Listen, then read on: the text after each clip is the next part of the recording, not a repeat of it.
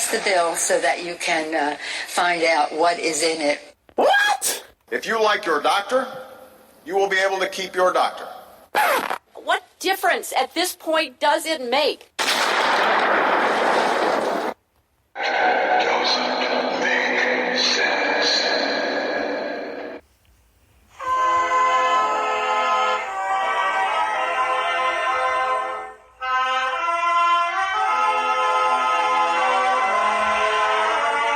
If you're looking to make sense out of what's going on in the world today, then you've come to the right place. Welcome to Southern Sense Talk Radio with your host, Annie, the radio chick Ubelis, and featuring Curtis C.S. Bennett and the most interesting guests that you'll find anywhere on Internet radio. And you can join the show and let your voice be heard by dialing 917-889-3675. So sit back, relax, and remember, Southern Sense is common sense.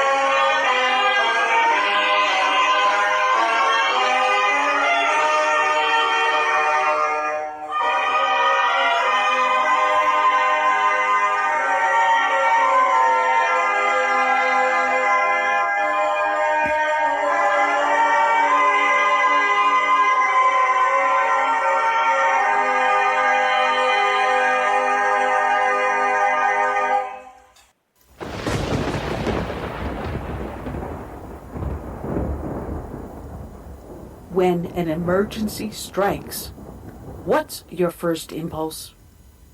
If your answer is run to the grocery store, you're likely to find chaos and plenty of empty shelves. So how do you avoid this? Well, it's simple. You use today to make a plan, to prepare for things that may happen. It's a hurricane, earthquake, blizzard, or even social unrest, especially in today's political environment. The practical place to start is by storing up food in your home. And I use My Patriot Supply for my food storage. If you don't have an emergency food supply, it's time to do so. Here's a great item that makes it really simple. A 2-week food kit that comes in a rugged tote.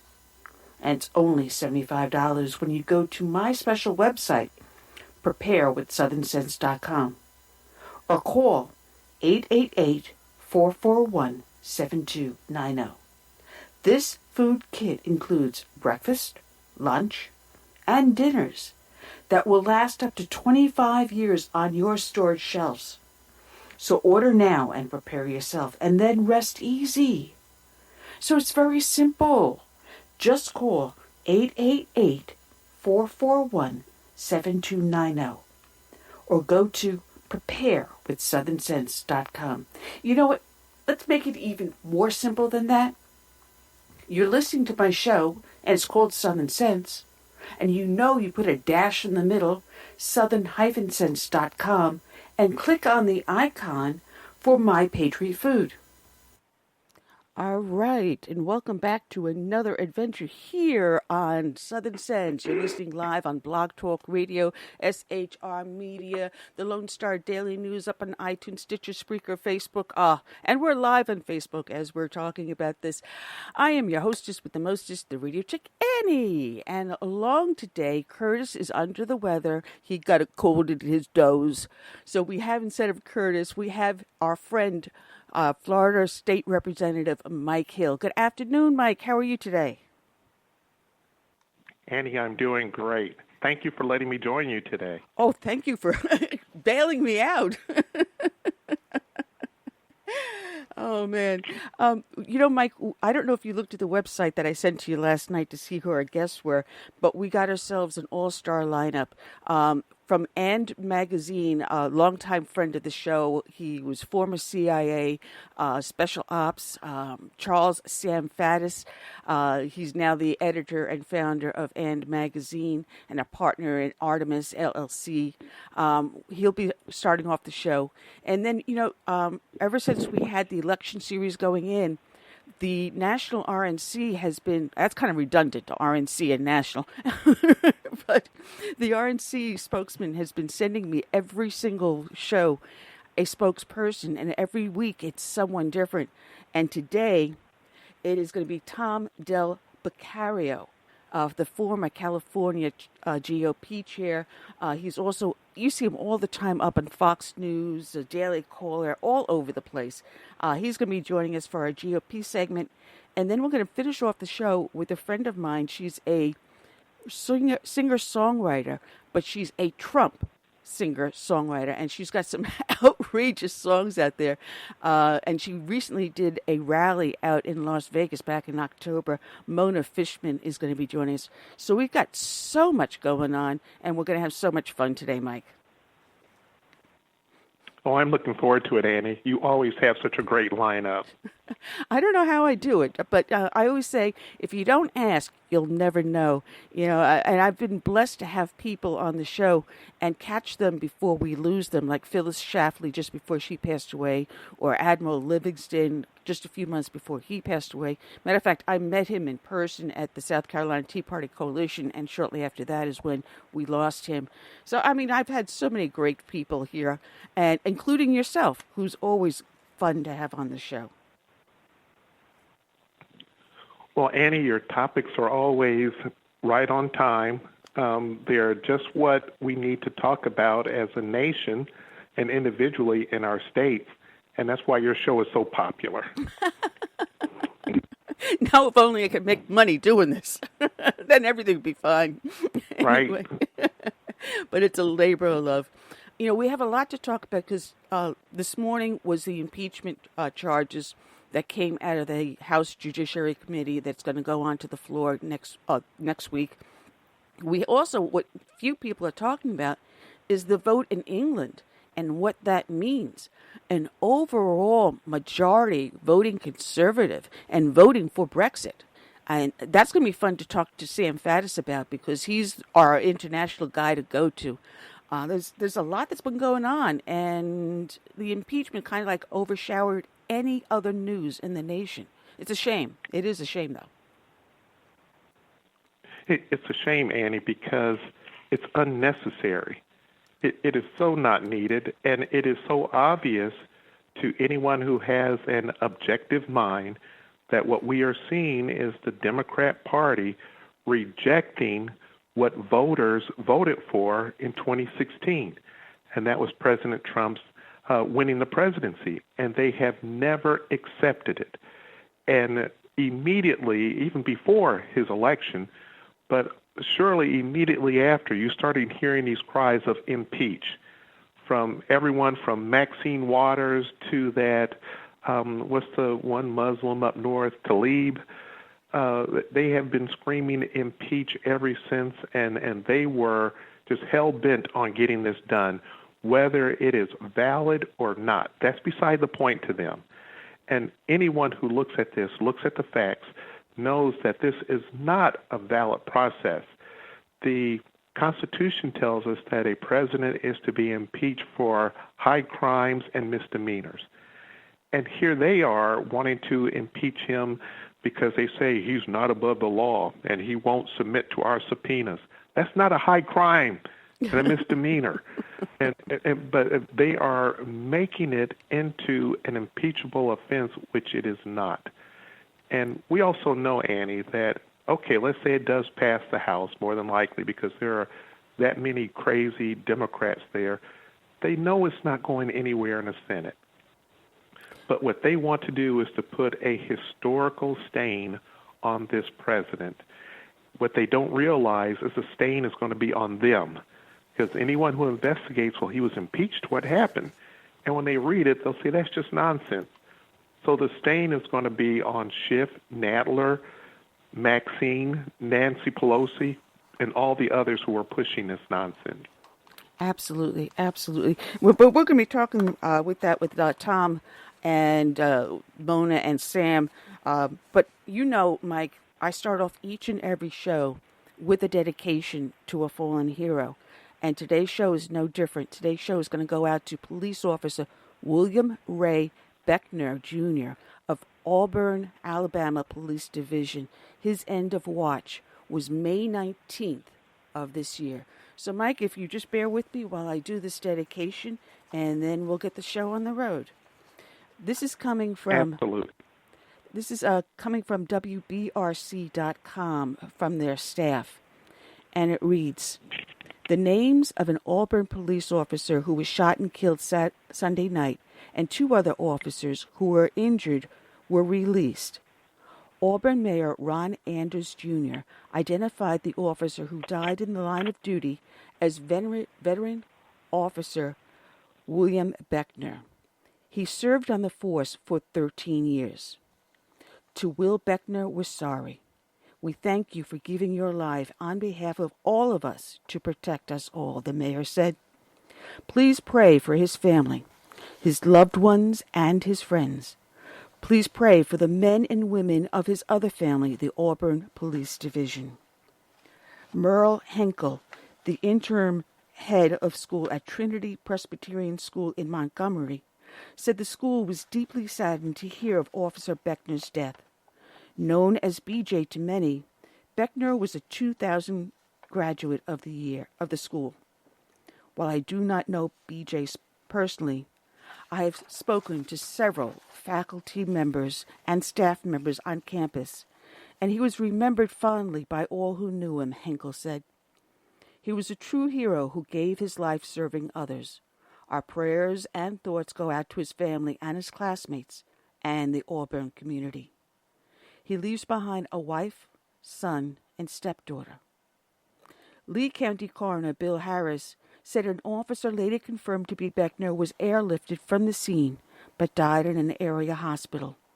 2 other officers were injured but have recovered, according to Auburn Police Chief Paul Register.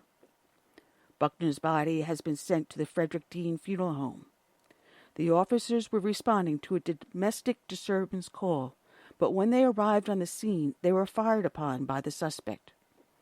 Officer Webb Sistrunk, an accomplished canine officer, he had been with the department since 2011, and Officer Evan Elliott, a 2018 addition to the Auburn Police Department, were injured and treated.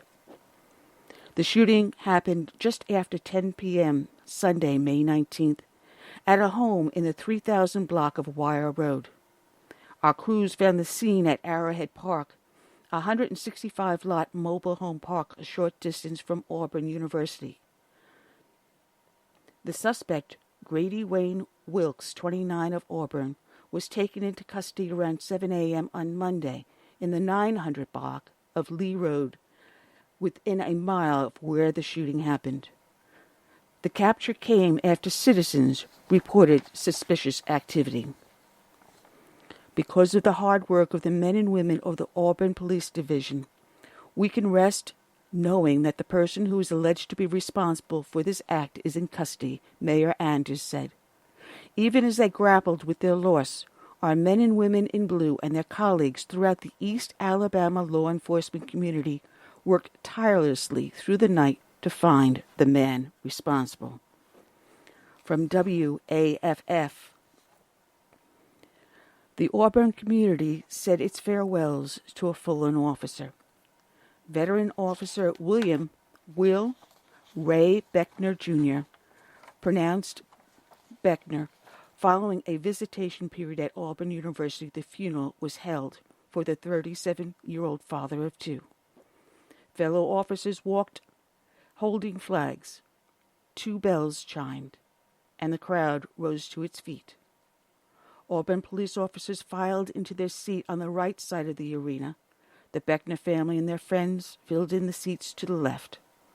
For the next hour, they listened as their loved one was praised for a life well lived.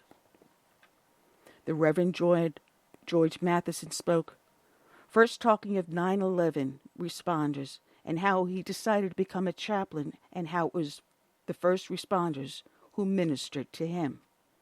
"You are my heroes," Matheson said. "My heroes are not athletes, ministers, bishops. My heroes are our police officers and our firefighters." And he spoke of Officer Buechner specifically. "Will was a blessing to all who knew him.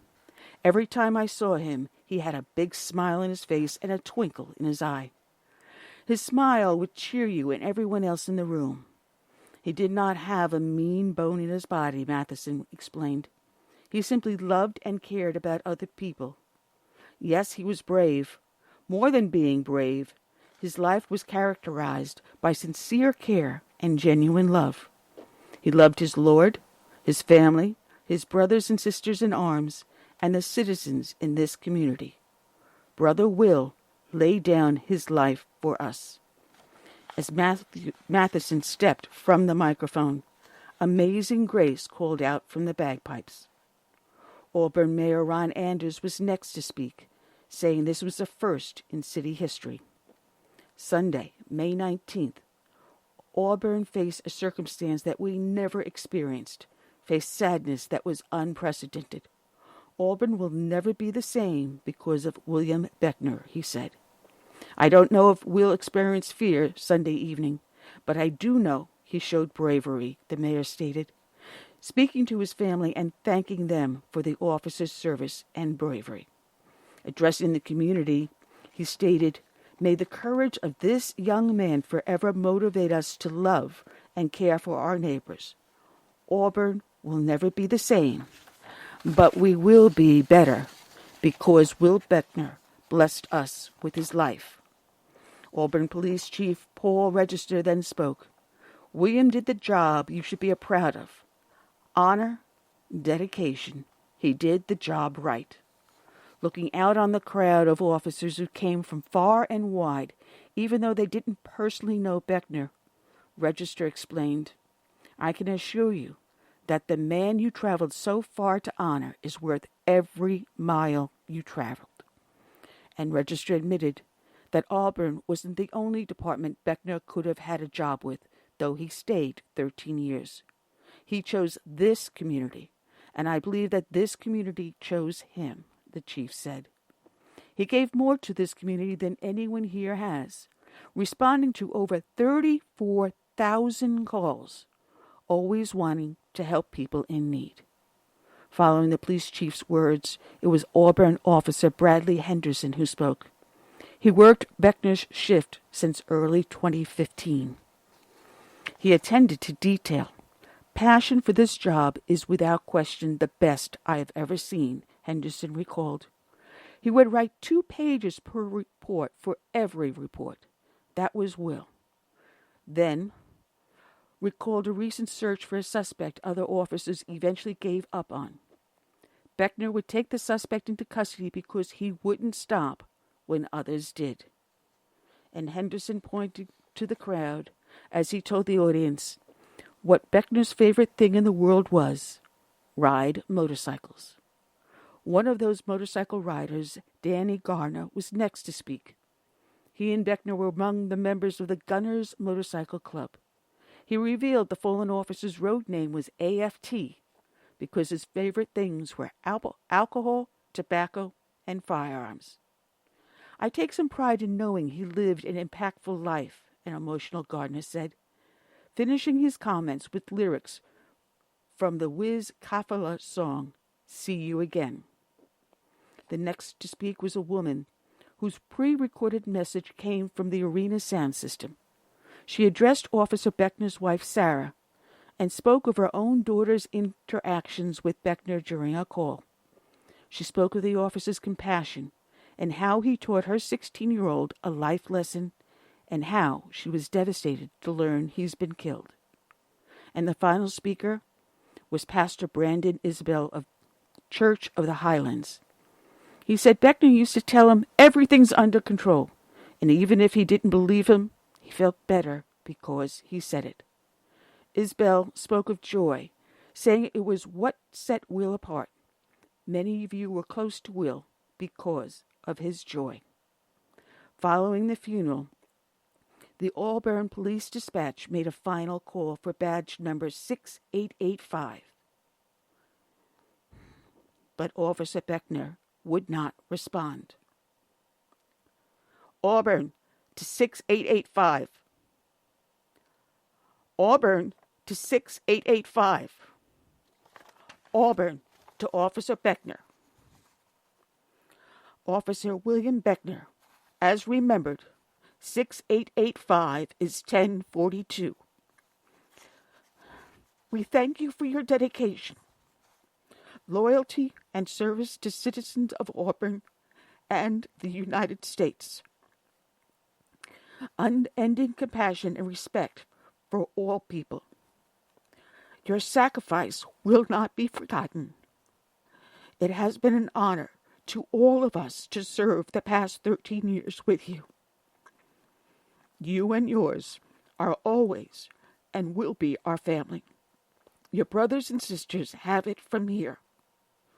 Officer Buechner, end of watch, May 19th, 2019.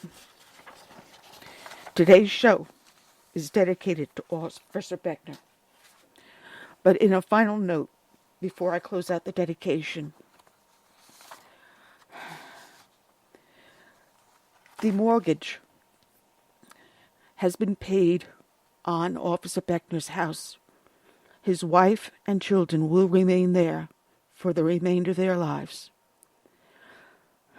The Tunnels to Tower Foundation raised the donations to pay off the mortgage in full. God bless them for that. So today's show is dedicated to Officer William Ray Buechner, Jr. It's also dedicated to all the brave men and women out there that serve as first responders, be they law enforcement, firefighters, or emergency services. We also dedicate this show to the brave men and women out there that serve in our military, from the birth of this wonderful nation through today and into its promising future. We dedicate to all of these men and women this song, Amazing Grace. May God bless each and every one.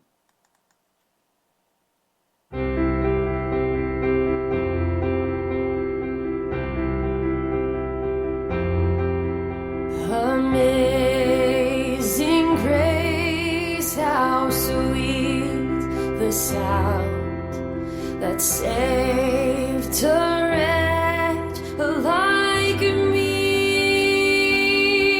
I once was lost, but now I'm found, was blind, but now I see. 'Twas grace that taught my heart to fear, and grace my fears relieved. How precious did that grace appear the hour I first believed. And when we've been there 10,000 years, bright shining as the sun, we've no less days to sing God's grace than when we first begun. We've no less days to sing God's grace than when we'd first begun.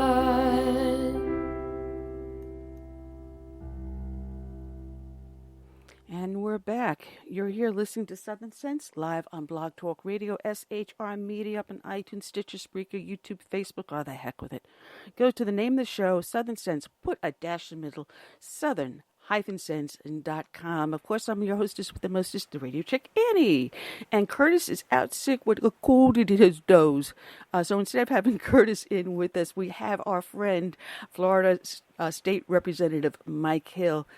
Oh, Mike, those are tough things to do, those dedications, I tell you that. Well, you did it very well, Annie, and it was so touching. And we have those brave men and women who every day put their lives on the line to protect us. Yeah, I remember the first funeral I ended up going to. Not the first, but it was one of the early ones when I was still working. And it happened to have been a good friend of mine, Eddie Burns, that I went to the police academy with. He was in my sister company. And I got so emotional on that. Here I'm wearing white gloves, and now I've got a nosebleed. Thankfully, someone next to me had a tissue. But that was I think that was one of the toughest. The other one was our friend, Reggie Regimentowski, and he had been killed by a guy that was not only drunk, he was stoned off his gourd. And they're not easy to do, So when I read these, I'm going back to standing in formation at one of these and dealing with the loss of a fellow brother or sister in arms. But we get through them. But anyway, as I said, we've got ourselves some great guests. We're going to have Sam Faddis calling in a few minutes. Excuse me. And we have so much to talk about. But you have been working on the red flag laws. How is that going down there in Florida? Well, admittedly, it's an uphill battle here in Florida, Annie. The red flag laws, as they're called, another name for it is gun confiscation laws. And this was signed into law shortly after the Parkland shooting here in Florida, where there was emotional mob rule just reigned that day, and a bill that had some very good parts in it, such as hardening our schools, providing resource officers at each school, providing funding for mental health counselors at schools. Those are all good things which can help prevent the next tragedy. But then there were some very bad parts added to that bill. One saying that an 18 to 20-year-old cannot purchase a weapon in Florida. Unbelievable, a clear violation of our Constitution. And then there's the red flag laws, which says simply upon the accusation of another person, your weapons can be confiscated from you without any due process. And to get it back, you have to pay for your own lawyer to challenge the system to try and get it back. It also put a 3-day waiting period on purchasing a weapon. When you go to a gun dealership or a gun store to purchase a weapon and you buy it, you have to wait 3 days before you can pick it up. And then finally they said it was illegal to buy or sell bump stocks in Florida. Now, most shooters don't use bump stocks anyway, but the definition that they use for bump stocks was so broad that any modification that you make to your weapon, even putting a new trigger on it, that a liberal judge could call that a bump stock. So I filed a bill to repeal those 4 parts that I just mentioned that were all unconstitutional. Last session didn't even get a hearing, wasn't assigned to a committee. This session, looking at pretty much the same situation, and the most likely rationale for that is our current Speaker of the House was the one who sponsored the bill originally when it was passed back in 2017. And then over on the Senate side, the Senate President also carried the bill. So they are both there through last session and this session. Then they'll be term limited out. So perhaps we'll see some movement in 2021, but I always hold out hope that perhaps it'll happen in 2020.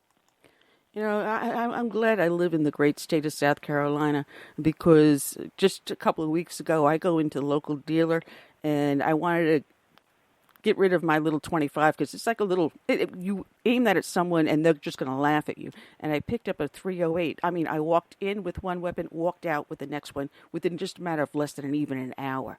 So it can be done safely and legally, but these large waiting periods and tons of paperwork, it does nothing. It does absolutely nothing. But we do have our guest in on the line. I want to welcome back onto the show a friend of the show, Charles Sam Faddis. He's the founder and editor of And Magazine. Good afternoon, Charles. How are you today? Awesome. Thanks for having me. We do not have Curtis with us because he's got a cold. So he's in bed feeling under the weather. So instead we have Florida State Representative Mike Hill with us. So we're going to have an exciting show here today with you guys. Awesome. Sounds great. Yeah. You know, I went on to I do every so often go on to the And Magazine, and I saw that you brought on a friend of ours, a friend of the show, Chet Nagel. I mean, the two of you, that's got to be a pisser, you and Chet together.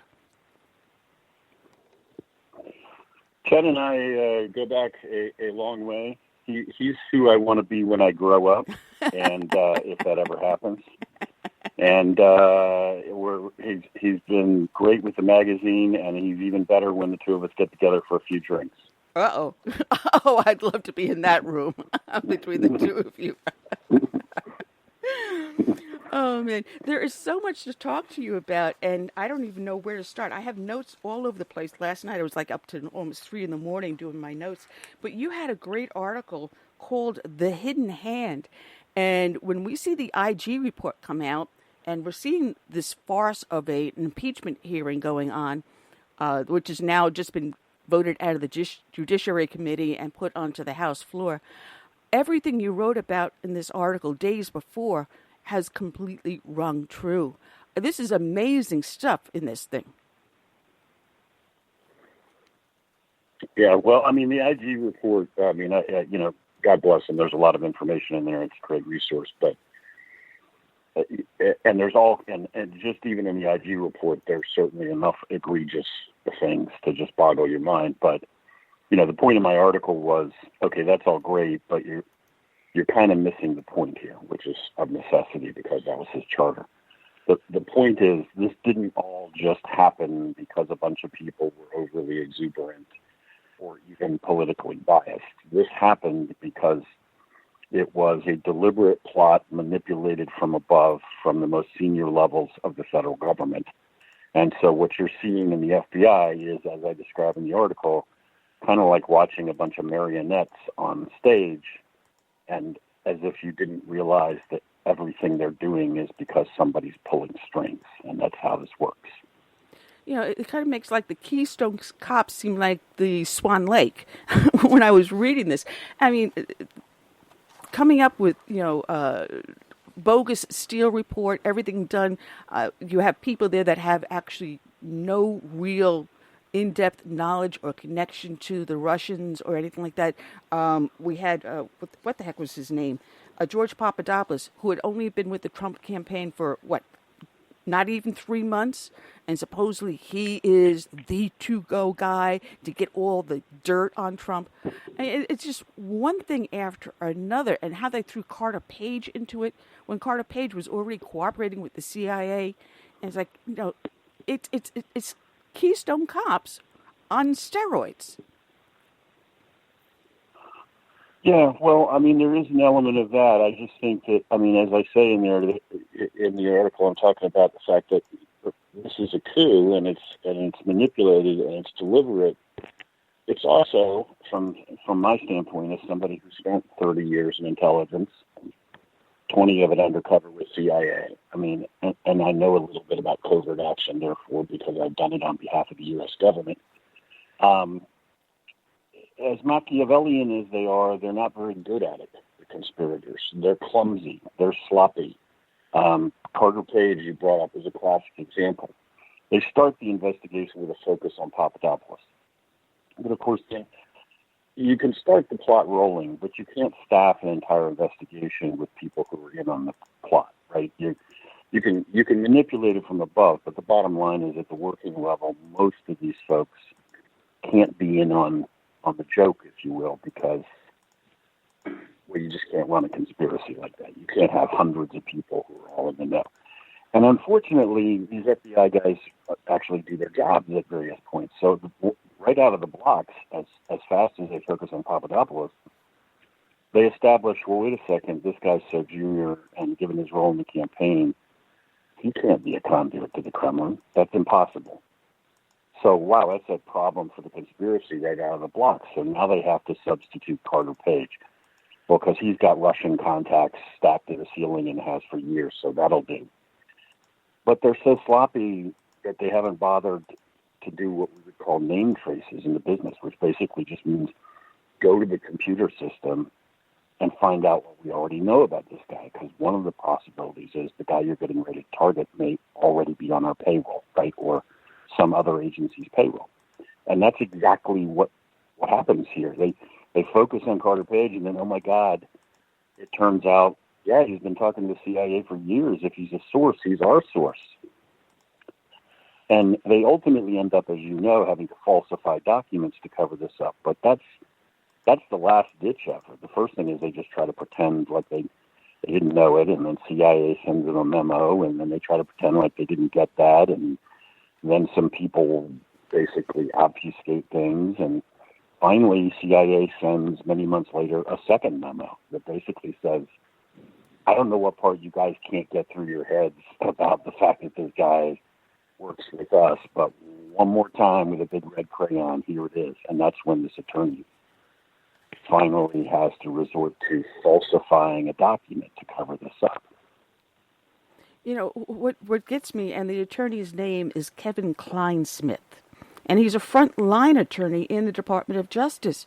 You know, and what gets me is with this IG report, they don't recommend criminal charges. They just do a report on investigating just the FBI's actions. They don't go outside that. They don't expand it or anything.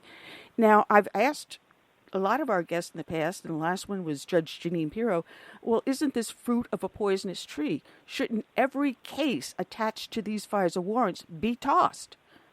And we don't see them recommending that. We don't see them doing that. But instead, it's being built upon. Yeah, well, that's an excellent point. I mean, the other dimension to this beyond somebody ultimately falsifying a document and them ignoring the fact that long before that they were told on multiple occasions that the guy was a source apparently for the agency, and they just tried to pretend like they didn't hear it. But if you read through the IG report, what you see across the board is, right from the very beginning, every piece of actual information that they developed in the investigation, every time they were able to actually go out and get some facts and check anything, every single piece of data was exculpatory. In other words, not only did they never find anything to prove a conspiracy between Trump campaign and Russians, every single piece of information they acquired would drive you to exactly the opposite conclusion. I mean, at one point, of course, there's the famous Christopher Steele dossier, which is really a whole bunch of different files. They eventually, in the FBI, figure out who is this guy's primary subsource. Steele keeps saying, basically, that all of his information is coming through one primary subsource of his who has a network of some kind. They finally, independent of Steele, figure out who this guy is, and they go talk to him. And right off the bat, as soon as they start saying, okay, well, Steele told us that you said this. And basically the guy starts laughing. It's like, wait, what are you talking about? I never told him that. Or, yeah, I told him I heard that rumor in a bar. I didn't ever tell him that I knew it was fact or that I even believed it. Or, everything tells you that this is nonsense, that at best it's nonsense. It's not deliberate. And that this thing just trundles on and trundles on. And that's another one of those points where, to me, having spent some time in the business, the only explanation for that is outside interference. Because in the normal course of events, these guys would just shut down this investigation and say, we're wasting time, money, and resources. We've got bigger fish to fry. Let's go do some actual work. Yeah, it's amazing. But now they're going forward with these articles of impeachment. And I was listening to Nancy Pelosi when she was explaining them, that they're going for obstruction of justice because they're, and, I forget what the charges now are. Mike, give me a hand here. One is obstruction of justice, and the other one is, I think, was interfering with the subpoenas from Congress. And I thought back to the Obama administration. How many times did Obama's administration ignore subpoenas coming from the House? And when the Eric Holder was called to testify, he completely ignored that. He didn't even show up. So, what's the big deal here? Yeah, well, I mean, certainly, exactly. I mean, many presidents in the past have done exactly this thing, and it's never been considered anything remotely close to an impeachable defense. Let's keep in mind that under the Constitution, the executive, the president, and the Congress are co-equal branches of government. Neither one of them works for the other one. The whole system is built on this idea of balancing power by sort of offsetting responsibilities and offsetting powers. So under what authority does the co-equal office, the Congress, have the power to order the president to do anything? I mean, they have power. Like, one of the things they do is they hold the purse strings. So under the Constitution, if the president doesn't want to deal with them, one of the things they can do is just stop funding money, stop passing legislation. They have all kinds of authority. But they don't actually have the authority to order the president to do anything. So I don't really understand legally where they think that like he's somehow now disobeying them. Well, he doesn't work for them any more than they work for him, right? They are equal branches of government. Exactly. And when Nancy Pelosi was explaining it, it's like, well, how do you say he's obstructing you or you're blocking your investigation? Oh, because he's going to court and having, things thrown out. Wait a minute. The president is taking actually legal pathways. He and his administration and lawyers are doing the legal thing, not simply ignoring it like Eric Holder did, where he became in contempt of Congress, and I don't remember them even calling him into contempt. He's receiving them, he's having his people process them, and he's saying, all right, what is our legal alternative? So following the law, he's got high crimes and misdemeanors. Yeah, well, I mean, you and I both know, most of America knows what is really going on here. The Democratic Party lost to this guy once. They don't have any confidence at all that they could beat him, that they can beat him in the next election. If they did, they would be focusing their energy on that. The primaries start first primaries are in a matter of months. They would be focusing all of their energy on getting him thrown out of office in the upcoming presidential election. Every last bit of frenzied energy into this impeachment process is just more and more evidence that they know they are very likely going to lose. He is going to be reelected. And I don't think they really believe there's any chance on earth he's going to be removed from office by the Senate, but they do, in desperation, hope that somehow or another enough people are convinced that there was something there that he's smeared and they can destroy him that way. But they clearly are terrified to just meet him on a level playing field and try to beat him in an election on the issues. They obviously realize they can't do that. And any old-time politician, anybody who is being candid and actually knows how the game works, would just tell you straight up from either party, the economy is roaring. American unemployment has dropped, to record levels. People have more money in their pockets. We could go on the issues. I mean, African American unemployment at historic lows, Hispanic American unemployment at historic lows. You're not going to drive an incumbent president out of office with that happening. I mean, that's a death knell for trying to get the guy out. So, desperate times, desperate measures, and their allegations are nonsensical. They're so thin that you can't even, it's like if you try to even understand what the hell they're accusing him of, it'll drive you crazy because there's nothing there at all. It's funny because Nancy Pelosi... Let me ask you this question. Go ahead, Mike. If I may, let me ask this question. This is Florida State Representative Mike Hill. The Democrats have disliked every Republican president since before I was born. Let's take us back to the 50s. They've hated everyone. But for some reason, they have an intense, almost visceral dislike for President Trump. Why do you think that is? Well, I mean, I as a registered Republican and as a guy, I'm just lay this out as a caveat.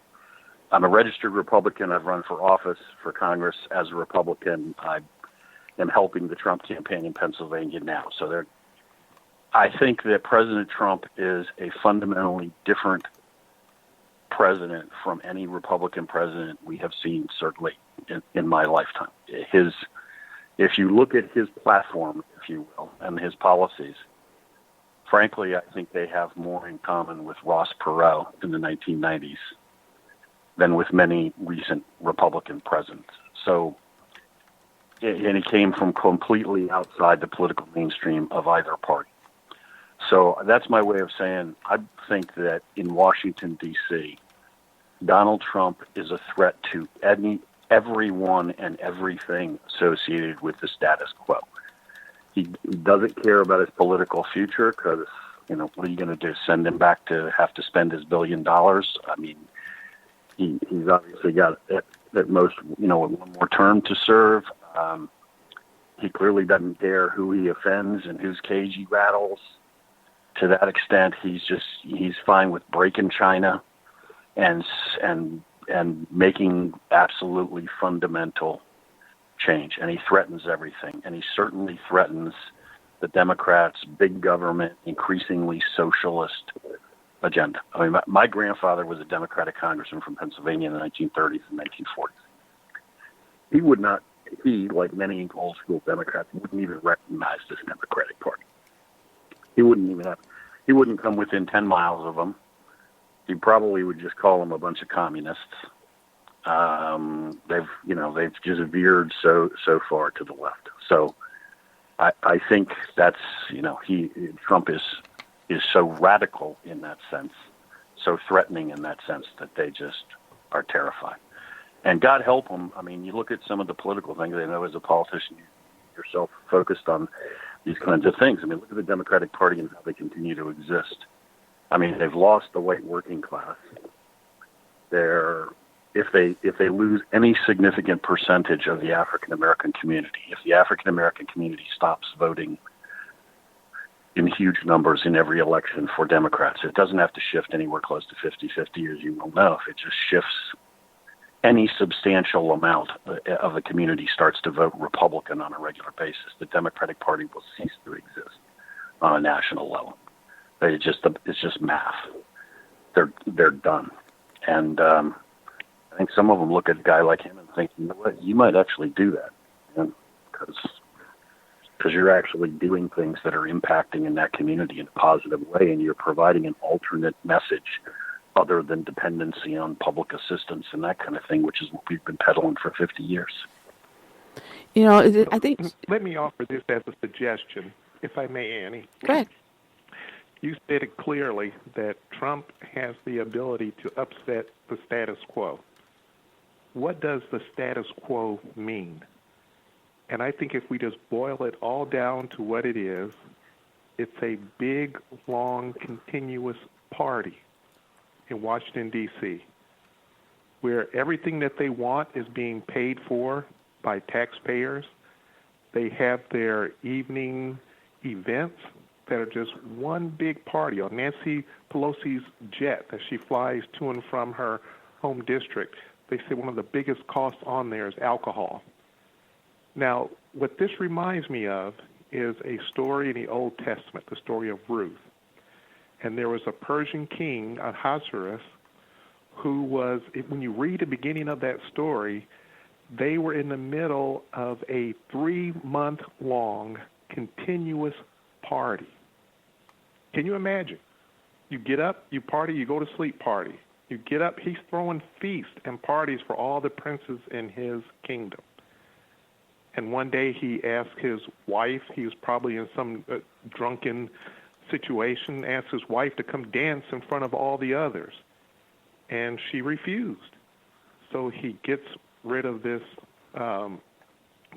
wife, and he finds Esther instead.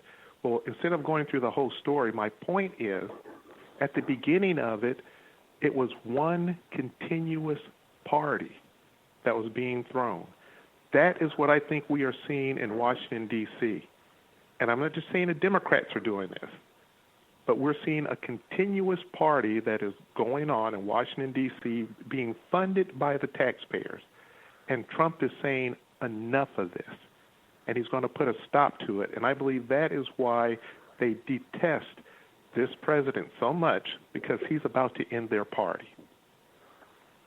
Yeah, well, I mean, I since that was a reference to the Old Testament, I guess I could say amen, and that would be appropriate. But I don't mean that to be sarcastic.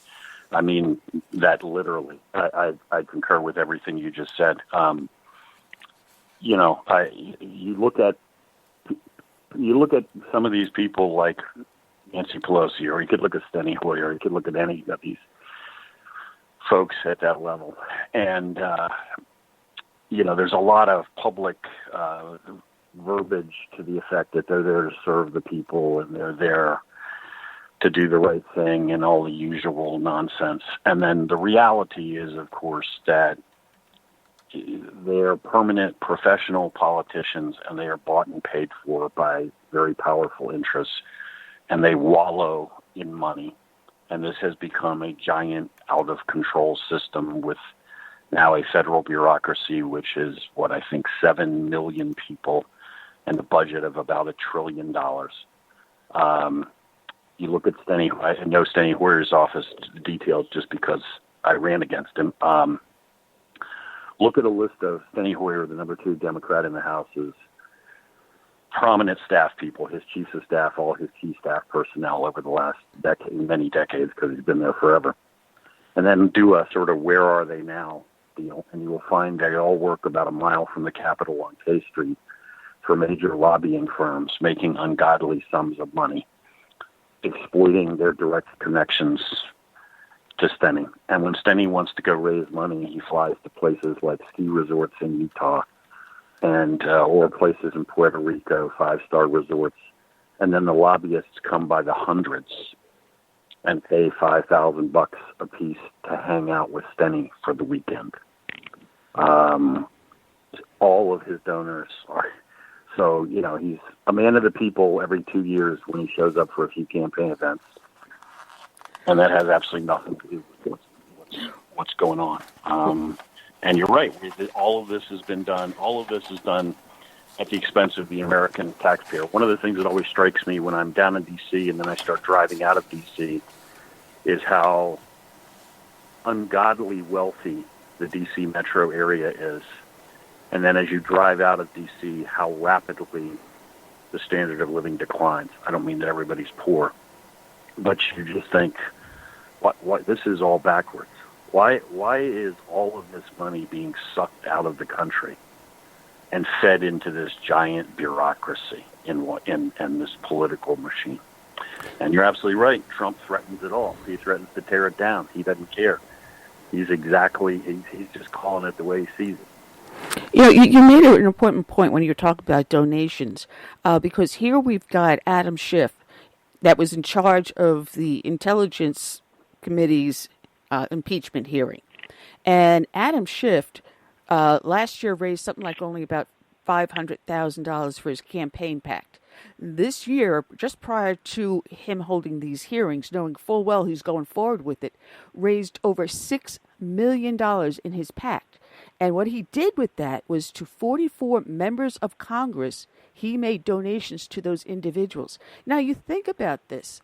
Here you have the guy that's being the prosecutor of the impeachment giving money to the jurors that would be voting on the impeachment. So not just the members of his committee that are Democrats and side with him, but to other members of the House that will eventually vote on these two charges of impeachment. He's bribing the jury. And it gets even worse than that. He's accusing Trump of special interest with the Ukraine, but he and Nancy Pelosi had fundraisers held for them, and now Schiff had two of them, by a Ukrainian arms dealer by the name of Igor Pasternak. Now, if that isn't a violation of campaign finance laws, I don't know what is, that you have a foreign national raising money for your campaign. Not once, but twice. So you've got Pelosi and Schiff involved with this Ukrainian arms dealer. You've got Schiff bribing the House prior to the articles of impeachment, knowing full well that they're going to vote on his side, or the cash cow is going to get cut off. And no one's talking about this. Well, we live unfortunately in a world, I think, where the media has just it is so bad in so many ways and so in the tank in so many ways that it's difficult to even encapsulate it. It's not just that they distort things. It's, as you indicated, one of the most effective things they do is they just don't discuss things. They don't. Certain things are just, like some old family secret that nobody talks about. It's just not for polite conversation or something. It's Biden and Burisma. I mean, Joe Biden gets named the point man for the Obama administration on Ukraine. His number one job is to focus on corruption in Ukraine. Instantaneously, a giant gas company in Ukraine that's under investigation for corruption hires Joe's cokehead son, who got thrown out of the Navy for drugs, who's never been to Ukraine, doesn't speak Ukrainian, and never worked in the natural gas industry. He just mysteriously gets hired right after his dad is named to this role, and Hunter's paid, nobody knows how much money, at least $50,000 a month. The rumors are much more than that. And the next thing you know, Joe Biden flies to Ukraine, and by his own admission, because he bragged about it, tells the Ukrainians, if you don't fire the prosecutor that's investigating the company that my son works for, I'm withholding $1 billion in aid. Now, if there's an innocent explanation for all that, for how this all just happened, and Hunter wasn't hired to exercise influence, and Joe just happened to get the prosecutor fired who was investigating his son's company, I mean, I'd love to hear that story. I think it's a fairy tale, but if there's an actual coherent story, I would love to hear that. But actually, to the extent the media talks about it, they usually say something to the effect of that these are disproven allegations and conspiracy theories without any consideration of the facts. Like what I was having this conversation with somebody the other day who gave me that line. I said, okay, so explain to me what facts I just recited to you are incorrect. Because as far as I know, they've all been admitted. And there is no coherent response. It's just, like you said a few minutes ago, we're not going to talk about that. We're not going to discuss what is obviously criminal behavior and abuse of office and all kinds of other things. We're not going to discuss that, but we're now going to impeach the President of the United States over something that nobody can even quantify. It's funny because you mentioned Joe Biden admitted on camera in front of a large audience on stage that, he used his influence to shut down the investigation of Burisma and his son. His son, in interviews that were published, not just on camera, but published, in the New Yorker, I believe, admitting to his cocaine and drug abuse, describing a situation where he went and approached a drug dealer who thought he was a narc to buy some crack cocaine and came back later on to buy even more. He talks about being busted for driving with drugs on him in the car. And he's the one that, we're bashing him. He's the good guy. We're the bad guys. It is phenomenal how the lamestream media doesn't do their job anymore. Right. I mean, as you just said, that's every fact that I recited and every fact that you just recited, nobody disputes these. I mean, even Joe and Hunter Biden don't dispute them. that Hunter had a major drug and alcohol problem, admitted, documented that the Navy threw him off active duty. He was an officer, came up positive for coke use, was thrown off active duty. That he doesn't speak Ukrainian, established. That he has no background in Ukraine, never been there, doesn't know anything about the natural gas industry, all admitted. And yet mysteriously, a company that just happens to be under investigation, as soon as Hunter's daddy gets named the point man in Ukraine, they seek out Hunter and hire him and pay him huge quantities of money every month. So, I mean, we'll start with a simple question. Hunter, if you weren't pulling strings and getting dad to get the prosecutor fired, what were you doing for them that justified them paying you at least $50,000 a month? What were your duties? No coherent answer, never been an answer. Joe Biden doesn't have an answer. You ask him, you admit, you bragged about getting the prosecutor fired who was investigating the company your son worked for. Like, if you weren't pulling string, if you weren't doing that on his behalf, why'd you do that? No coherent answer. In fact, basically, he just gets indignant when you ever ask these questions. Like, you're not allowed to question me. You can't possibly throw aspersions on me or my son. My son, who just recently had to finally admit that he fathered a child out of wedlock with a stripper.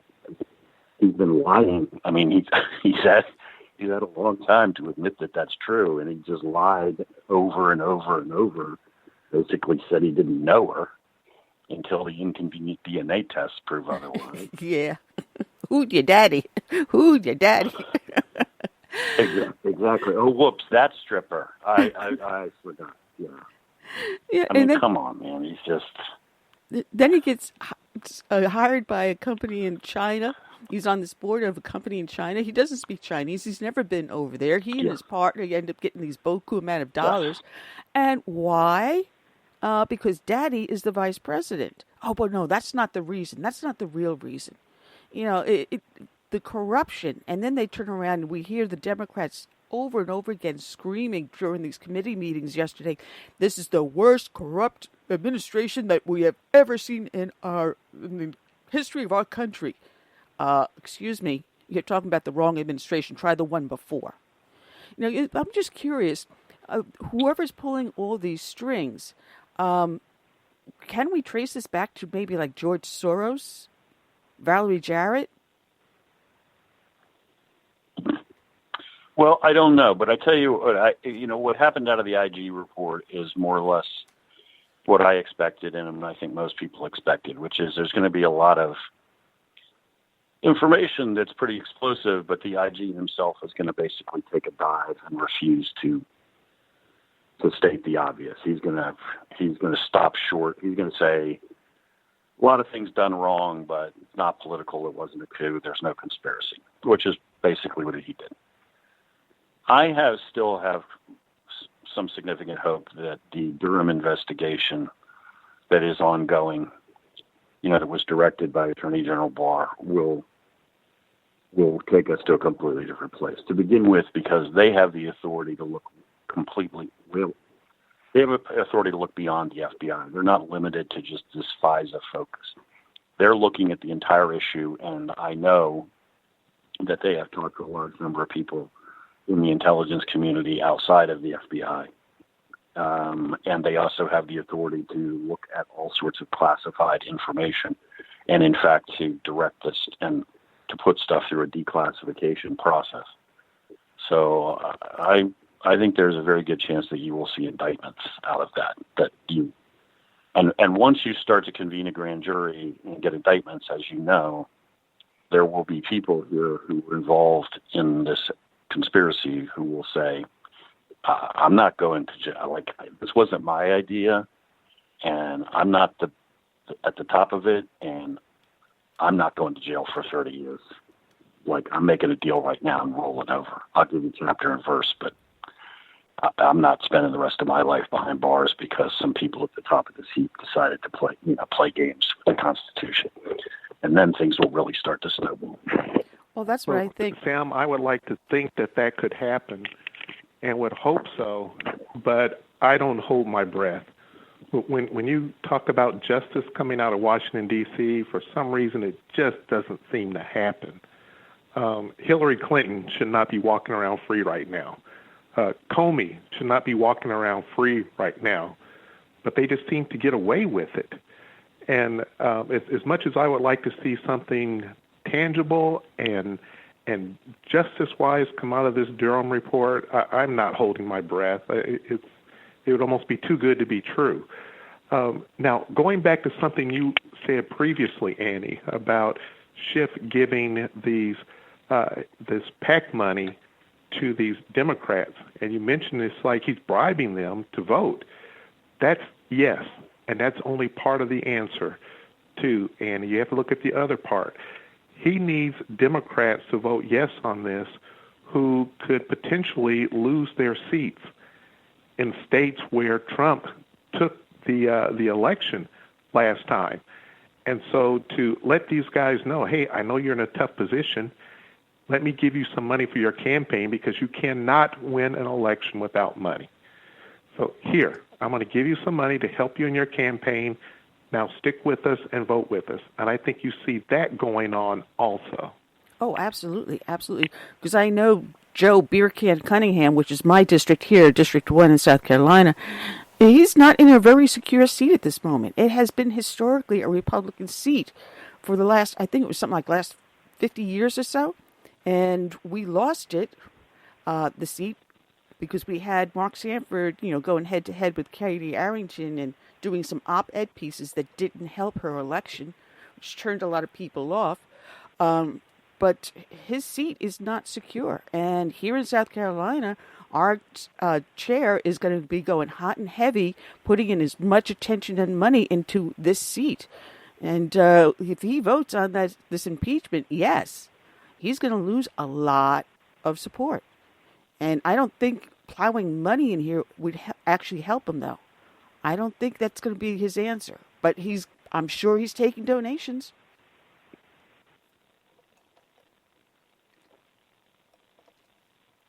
Did I lose you? No. You're absolutely right. But the fact that he is receiving those donations, you think it won't help him. There are many instances where that is the truth. But Schiff and Pelosi, they're so desperate. They're going to try. Here's $500,000 for your race. Here's $100,000 for your race. And those are phone calls they won't have to make to collect that money. And so it makes them feel that, hey, perhaps I can win this, and yes, I'll vote for you. Because if they were to vote no for this, there's no guarantee that they would be elected then anyway. It might even make them more vulnerable with their Democrat base.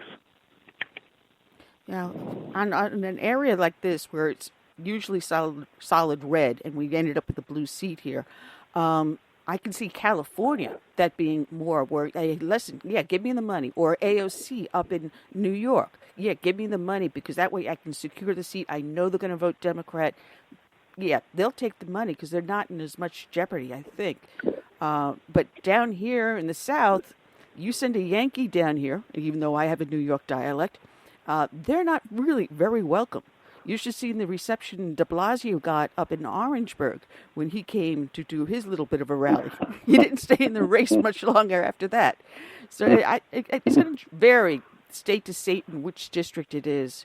It's going to be interesting to watch, but 2020 is going to be a phenomenal year, I think. I want to change the subject just a little bit because the House recently passed this Uyghur Human Rights Act, against China, saying, hey, listen, you're violating the human rights. But, Sam, I'm going to ask you this question. Why did they go specifically for the Muslim community, never speaking about the millions of Christian Chinese that are imprisoned in concentration camps, or the journalists, or the political activists, especially like those you see being arrested in Hong Kong? They're not talking about those people, but they centered only in on the Muslims? Yeah, well, I mean, I think, the reason is obvious, which is it seems sort of politically correct and trendy. And, I mean, I kind of have mixed feelings about the Uyghurs, but on the other hand, if we're bashing the Chinese, I'm all for that. But as you pointed out, this is not something that's restricted to those guys. I mean, you know, one of the things we don't like to talk about, because we made this deal with the devil and decided to go into business with these guys, is that Communist China is every bit as repressive and totalitarian a regime as the Soviet Union ever was. Only these days they actually have 21st century technology to use to be more efficiently do it. So, you know, they repress every religion, Christians in huge numbers, Buddhists, Muslims, every political dissident. This time of year, it's always good to remind people that a significant percentage of those Christmas decorations you're buying that say made in China are basically made by slave labor. Yeah. You can actually go in China near these big slave labor camps. Companies go there and locate their factories near the camps and contract with the government for slave labor to manufacture this. So you need 1,000 people, and the government gives you 1,000 workers who are all political prisoners or religious prisoners, and you, of course, pay rock-bottom prices. And you know, a couple of years ago, there was a story they filter out every once in a while about somebody opening up a box of Christmas decorations, and inside was a note that said something like, "Help me, I'm a political prisoner at such and such a camp." And there was an online publication, I don't remember which one now, but it actually does some good investigative work, that actually took the time to run down exactly the company, the item, where it had been made, the physical location. They weren't ever able to find the specific political prisoner and prove that that person existed, but what they were able to prove beyond a shadow of a doubt was that, yes, in fact, those Christmas lights, or whatever they were, had in fact been made at a specific factory at a specific location, and at that time, that factory was employing slave labor provided by the communist government to make Christmas decorations to ship to America. So, you know, those are the guys we're dealing with, and that's who we climbed in bed with when we decided to start trading with them. Exactly. Now, Trump has come up with this phase one agreement with China. And it seems like he's trying to get back our intellectual property and helping to protect American companies. Because what people don't realize is that someone may come up with a brainstorm of an idea. You see them all the time as seen on TV. And you see these products, you know, sprouting up on TV. And you go into Walmart and they have a section that's for as seen on TV. But a lot of what you're seeing now, especially if you go onto Amazon or eBay, are knockoffs made in China.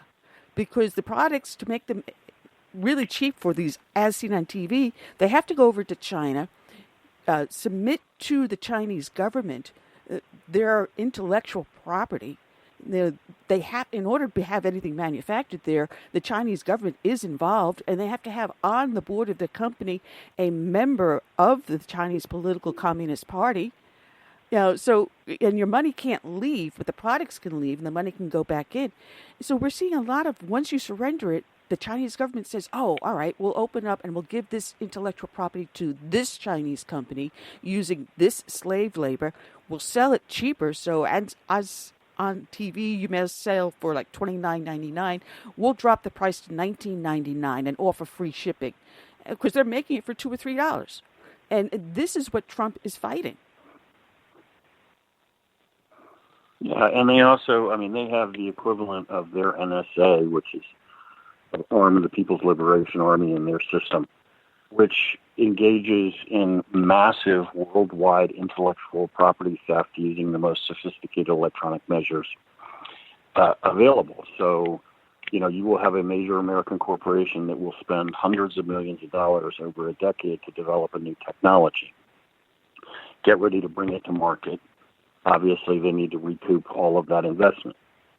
The Chinese have penetrated their computer systems, have stolen everything, but they haven't had to pay for it.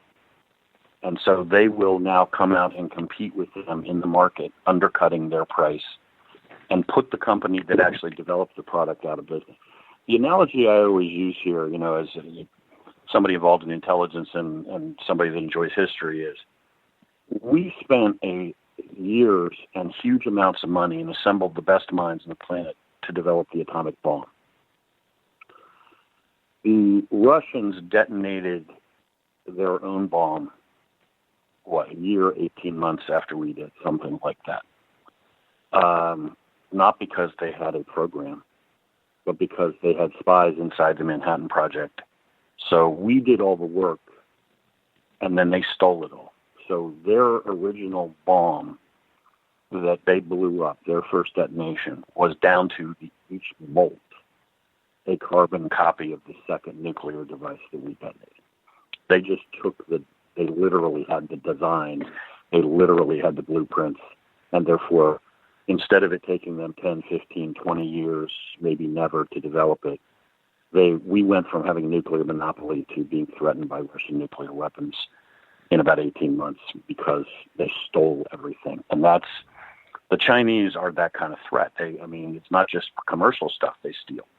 They steal our most advanced defense projects. You spend 50 years developing stealth technology, and the next thing you know, the Chinese are flying a plane around that looks exactly like yours because they just stole it all. And that's where we've been for years, and we haven't done anything effective to them. We whine, we complain, we rattle, we swear we're going to do something, and then we go right back to letting them do it. Sam, you bring up an excellent point. There was an article recently written about that in the Imprimis magazine by Roger Robinson Jr., and he brings up the point that when Russia was one of our biggest threats, that one way how Reagan was able to defeat them was, first of all, you have a superior ideology, you have a military that you're willing to use, and you crush them economically. And what this author is suggesting is we do the same thing with the Chinese. We have a superior ideology. Their communism, it doesn't work, and they even know that. That's why they're using more free market stuff. We have a military now under Trump that is willing to be used if we have to. It's always the item of last resort. But now we need to crush them economically. And how we do that is, first of all, stop investing in the Chinese bad actors, the ones who you mentioned, both commercially, that they steal our technology. And as you said, Annie, if a American company moves over there, they have to have 50-50 partnership with a Chinese company who then steals the intellectual property and so forth. And even with our military technology, their aircraft carriers and their aircraft look exactly like ours. And a lot of that happened under the Clinton administration, and it just continued, accelerate a pace under the Obama administration. So how do we stop them economically? First of all, we stop investing in their bad actors. For example, did you know that the federal retirement system, which holds the retirement pay for our military members, is invested in China? Yes. Look at your retirement. Need to stop folks. doing that. Yeah, look at your retirement. And so that's absolutely true. And one thing I'm looking at, and I'm trying to encourage my state legislators to do this, is to do that at the state level. I'm going to file a bill in Florida, and I hope others will join me in their state, is to divest in these Chinese bad actors. If we have any part of our retirement system, any part of our public education from universities and so forth who may be investing in these bad actors in China, we need to stop it. And we do that very quickly. We can bring China to its knees. Now, why did all that go on under the Clinton and Obama administration, all this transfer of technology? It's because they were all globalists. Mm-hmm. They think that there is no reason why America should be a dominant nation, that instead all of us, the entire planet, should be advancing and getting better and bigger and stronger, and not just this one nation. And that's another reason why they hate Donald Trump so much. He's not a globalist. He is saying, no, America is exceptional. we are that beacon on the hill. And no, but we're not giving you our technology anymore. And so they hate him even more for that. Yeah, it goes even so much, Sam, that they're also in our... I was going to say they're also in our education system. They started off with the Confucius schools. Then they started going to universities and stuff. We'll make donations to you if you have a Chinese program. And yet they're the ones running the Chinese program, not the university. By influencing our education system, they increase their global influence. And it goes even deeper than that, Sam. Yeah, well, I mean, I agree with all of that. Look, when this decision was made, to open up to the Chinese economically and to trade decades ago now, which then subsequently resulted in offshoring so much of our manufacturing base. One of the key representations on a policy level was that by engaging the Chinese, they would inevitably liberalize, become democratic, and essentially renounce communism and join the free world. And that was one of the key pillars why it was okay for us to trade with a hostile communist nation. So, I mean, the jury is long since in on that. That ain't happening. They're not becoming less communist. They're every bit as repressive as they ever were. But as what you guys pointed out, we crushed the Soviets economically, ultimately. The communist Chinese saw that, learned that lesson. So they have opened up to the extent they have purely to make their regime stronger. They have no one to avoid that fate. They don't have any intention of liberalizing, changing their stripes. In fact, they just want to use this wealth and this technology to not only remain in power, but ultimately they're bent on being the number one hegemonic power in the world. So we absolutely should change course fundamentally. You asked me about trade deals. In terms of a trade deal that takes us back to where we were, my answer is don't ever sign one. Why would we do that? First of all, if there's a factory on the east coast of China using cheap labor to make shirts or assemble iPhones, and it has to close because of tariffs, why do I care? Maybe it will move to the United States. Maybe it'll move to Indonesia. Even if it doesn't come back to the States, which would be my preference, at least that money's not going to the Communist Chinese Party anymore. It's not going to a hostile nation. Right.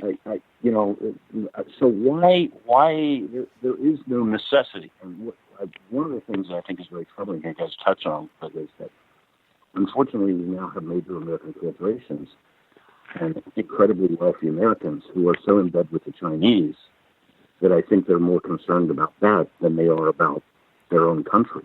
Look at how Nike behaves. I mean, Nike will lambast. They can't get close enough to Colin Kaepernick. They can never pass up an opportunity to lambast the police or all kinds of Americans. But God help you if you suggest to them that they were to say something about the protests in Hong Kong or persecution of Christians in mainland China. They won't touch that with a 10-foot pole because they're terrified that the communist Chinese will be upset, that they'll cut them off from the market or they'll make them close the factory. So, in fact, and they're not the only American corporation. I mean, there are lots of corporations that these days are more concerned about the money they're making there than they are about the United States of America. That's very true. And just to make a little point here, Nike has now got an online commercial for swimwear. It's a hijab, headscarf and all, a swimwear hijab. And I watched the commercial, and it's, oh, how wonderful. I feel like I'm a superhero swimming in this hijab. I mean, the worldwide influence that Nike submits itself to, it's not an American company. It is a globalist. You mentioned the Hong Kong protests. This is something that, again, the mainstream media is not really talking about. But when you do see the protests, they're singing our national anthem. They're waving our flag. They're calling on Donald Trump as a hero. They're still out there fighting. But what's going to happen with this? We have got this phase one deal in place because it's supposed to have been up until 2049 that Hong Kong would have self-rule. And China decided, no, you're not going to have self-rule. We're going to rule you. What's going to happen with Hong Kong? Yeah, well, I mean, I think that the smart money would say that unfortunately, ultimately, the communist Chinese are going to prevail in this contest. But I mean, I think there is an element here where the communist Chinese, Beijing, is terrified of Hong Kong, and it's not so much just Hong Kong. It's that Hong Kong has the potential to light a fuse that burns back to the mainland. I mean, there's a lot of, the Chinese people are sort of, the communist Chinese have sort of had a deal with the Chinese people for some time now, which is you will accept the continued oppression of the Communist Party in exchange for an improving quality of life, a standard of living will improve, that kind of thing. And so you will, and that's sort of the implicit bargain. And their standard of living has improved, although by U.S. standards, still very low. But all of this business now with the trade deal and tariffs, and there are Chinese cities where the unemployment rate is through the roof, and factories are shuttered, business has come to a standstill. Another thing that doesn't get a lot of attention in the press. And if you're a Chinese Communist Party member, you got to be looking at that and thinking, the only reason these people have put up with our crap all this time is because everything keeps getting better materially. And now it's not getting better materially. The factories are closing, things are drying up and blowing away. And right across here, right off the coast in Hong Kong, we got people singing the American national anthem, waving American flags, and talking about democracy. How long is it before that's happening in Chinese cities? And we have a new Chinese revolution, but this time a democratic one. It is. It's very interesting Well, what's going on there. Said, Go ahead, Mike.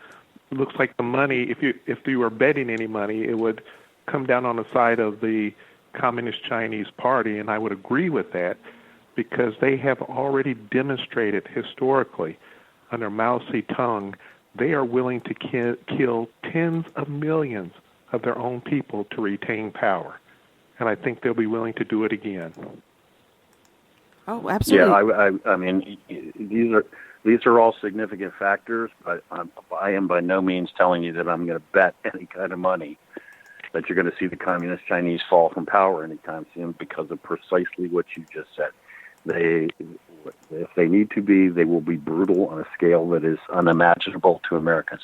They also have put in place not just a totalitarian regime that they've had, obviously, ever since Communist China arose, but the surveillance state they have in place and the capacity they have to control their population is staggering.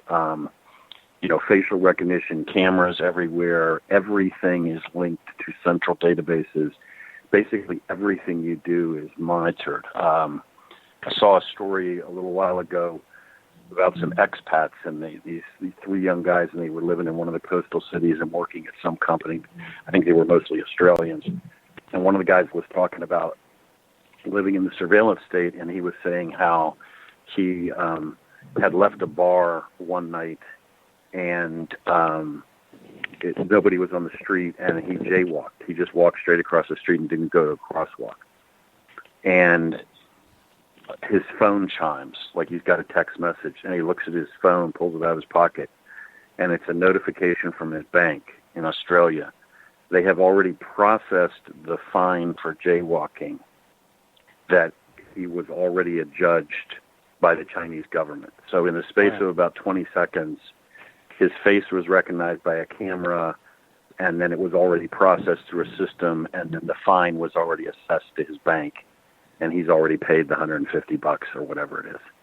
Wow. And he just stopped and thought, that's how closely I'm monitored and how tightly wired and how really advanced this system is. So you can imagine living in that environment and trying to organize a democratic opposition to the government and escape notice. That would be a good trick. Absolutely a miracle. But what people don't realize is a lot of this technology you're talking about that China's using, They are the ones that are providing us with their phones, our computers. They want to control our 5G network that is unwrapping, and they're in everything we do today. So we're being surveilled also. Yeah, absolutely. And the extent to which we have just ignored this for years is mind-blowing.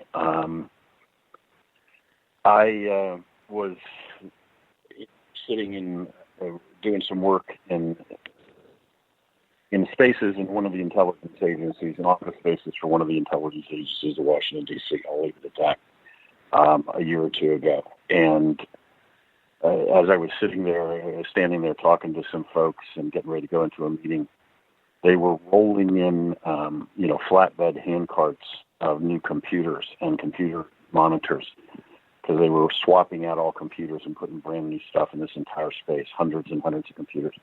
And every single box is marked Made in China.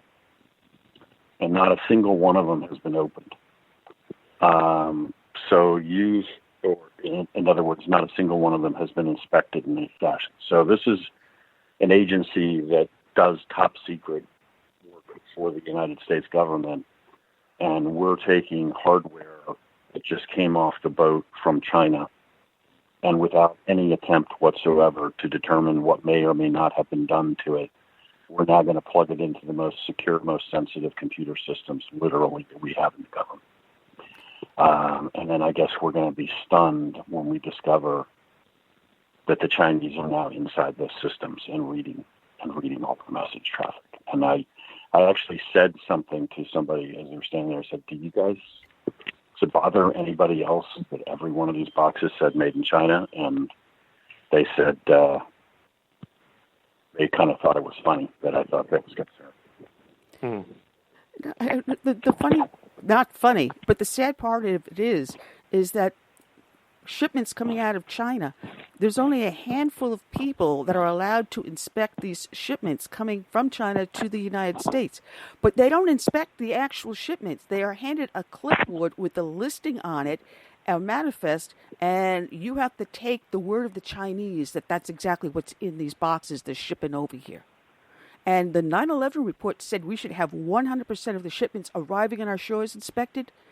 That's not happening also. So these shipments are coming over here. They're not being inspected leaving China. They're not being inspected when they hit our ports, our shores, and get shipped throughout the United States on our transportation systems. It's very scary out there. Yeah, I mean, it's not science fiction. I mean, there's just nothing that prevents the Communist Chinese, and in fact, there have been reports that they have actually done this, from just making sure that every computer of this type, when it's manufactured, includes in it certain components that, basically phone home to China as soon as they're plugged in. Reach out and contact. And why would that be impossible for them to do? There's no reason. It's just the easiest thing in the world. And so to buy that from them and then not inspect it and not check it is ridiculous. And honestly, probably the way you ought to approach it is you ought to just say, we're not going to buy computers from China for these purposes. And if that means, in effect, the Department of Defense has to, sustain some sort of pipeline for American-made components, then so be it. We do it for other strategic materials. But the idea of just hoping that the Chinese haven't done anything to this computer is just dumb. No, it's not just the computer. The F-35s that are out there flying, a lot of our military hardware has Chinese components in it. They're making the steel for our ships and our missiles. They're in every aspect of our nation. They can bring us down very easily. And that's what Trump is trying to stop right now. And as I say, he is throwing a wedge into the status quo. He's throwing a wedge into everything. And these globalists don't want to see that stop. And when I say globalists, I'm not just talking about politicians. I'm talking about CEOs of businesses. They do not want to see this stop, and that's why there is so much opposition to Donald Trump when it comes to the elitists and to the media. But thank goodness we, the people, are with Donald Trump, and his recent poll numbers are showing that. Absolutely. Now, Sam, I know you have to Yeah, run. well, that's exactly what I meant earlier. Yeah, I'm sorry. You had mentioned to me that you had to run because you had a date with a grandchild. I do have to run because my second grandchild, my grandson that I have not yet met, is arriving momentarily. And Wow. that means I have to go, so here's the deal. I am the most shamelessly indulgent grandfather on the planet. So I have dedicated myself so far. I have a 3-year-old granddaughter, and her parents kind of don't even want to let me near her because I'm going to spoil her so rotten, constantly giving her stuff.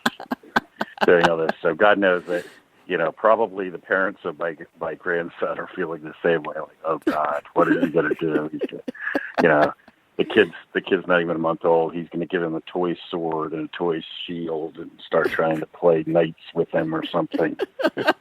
That's me. That's how I am. My attitude is I have 4 kids. I had to be, my wife and I. You got to be parents. That means being tough sometimes, enforcing rules. I have no such responsibilities as a grandparent. That's none at all. My job is to wind them up, and then when they're not fun anymore, I give them back. That's what I do.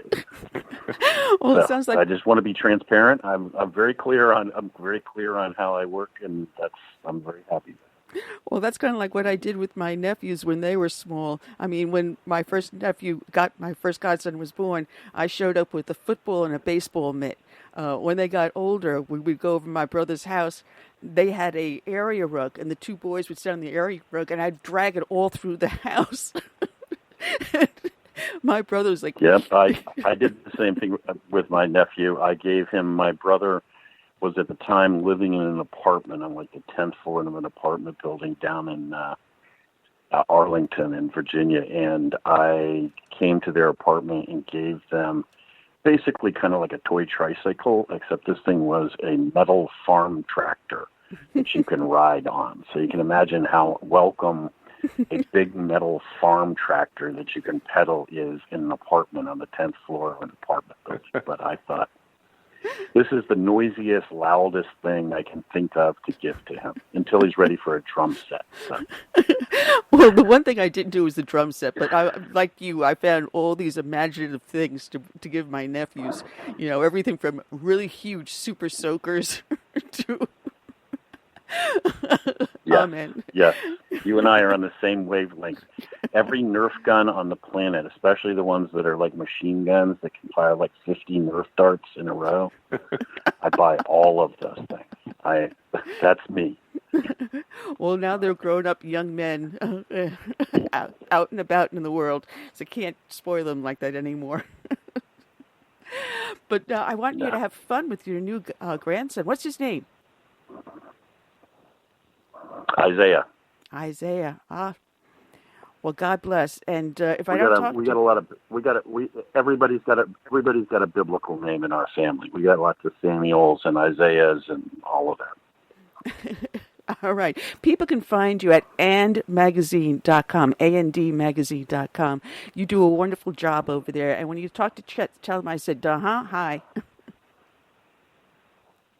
I will do. It was nice talking to you guys. Oh, it's a pleasure. Sam. Thank you, Sam. And we're waiting for our next guest to call in. So I sent a message over to his agent, just reminding them that he's supposed to be calling in. So we'll wait on that. But we've got a lot to talk about as we're doing that.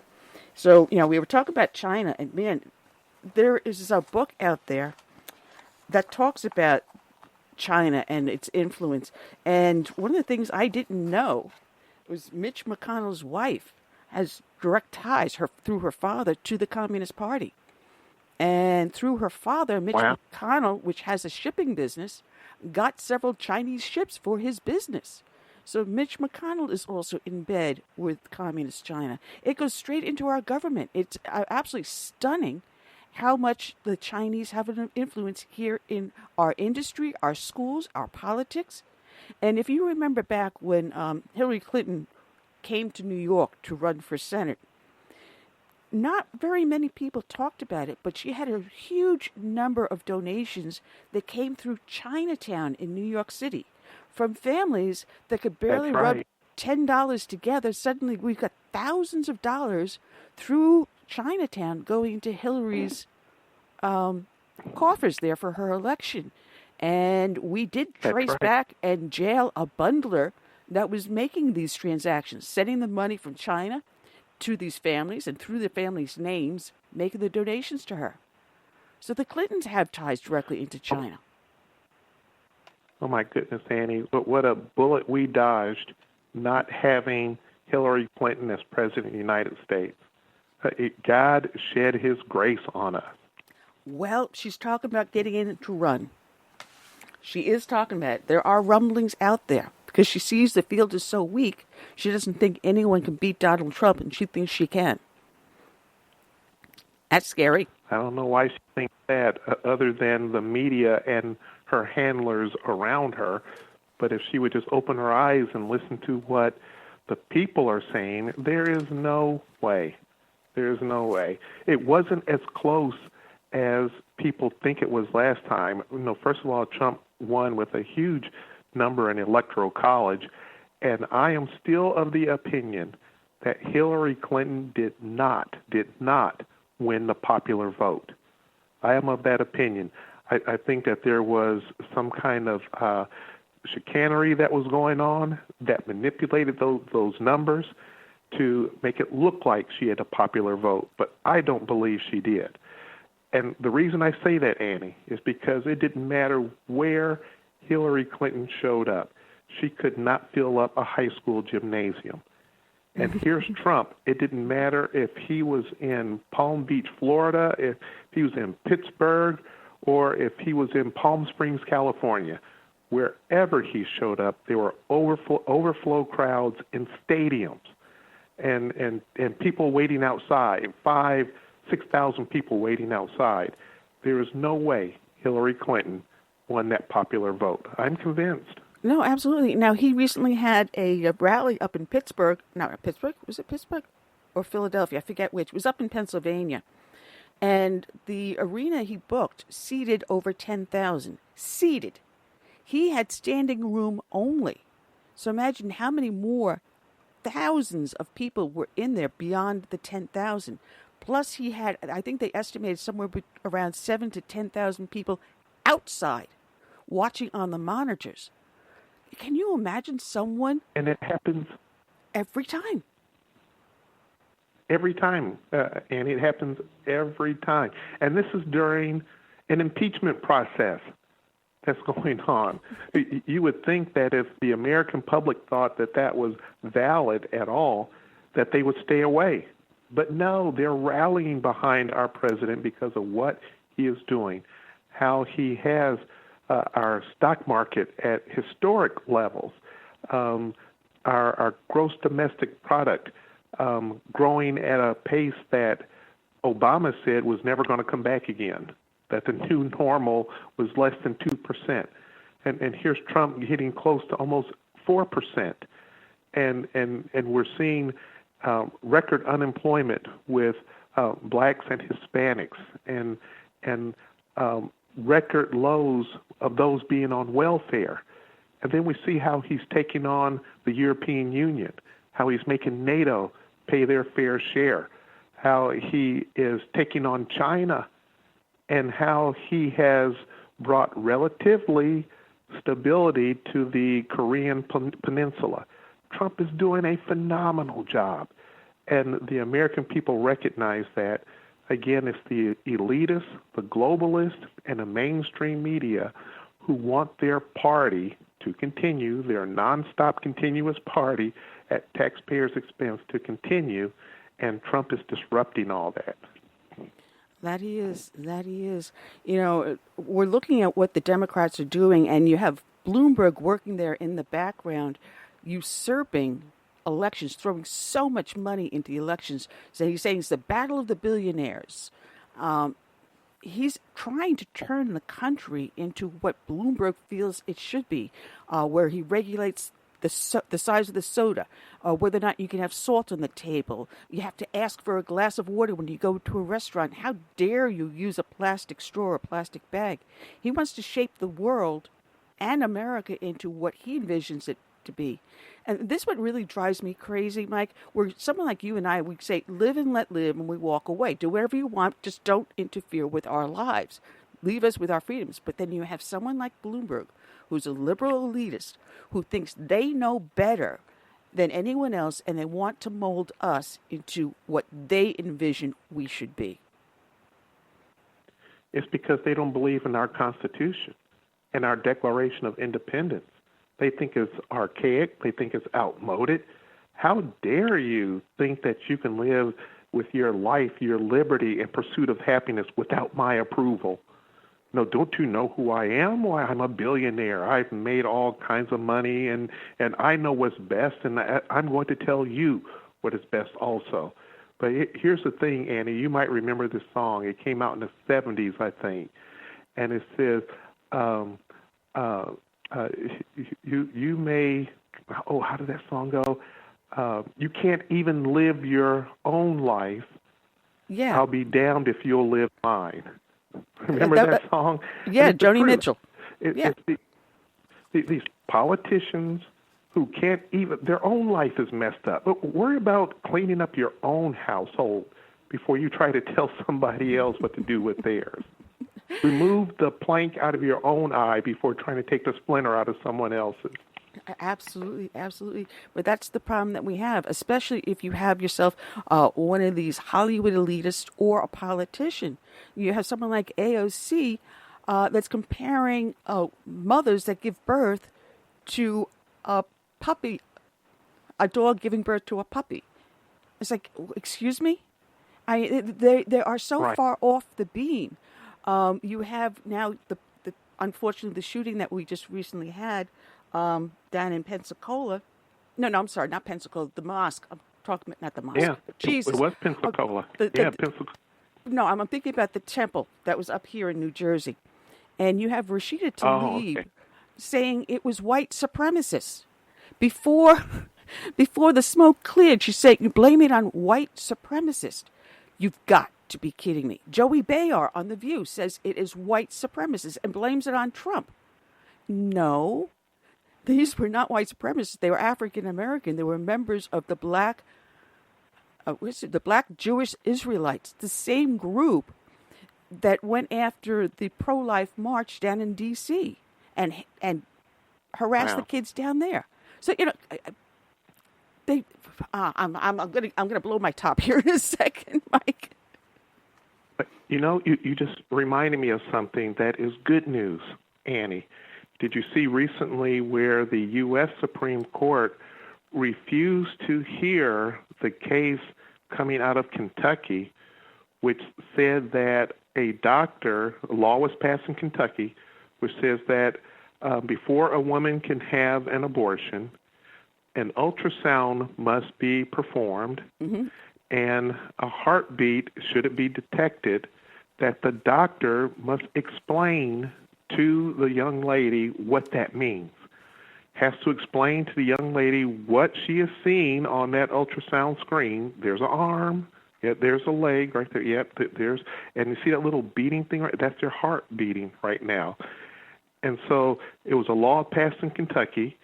It was challenged. The Kentucky Supreme Court said it's fine, we're going to leave it. It was challenged up to the U.S. Supreme Court, and they refused to hear it. In other words, leaving the Kentucky law in place.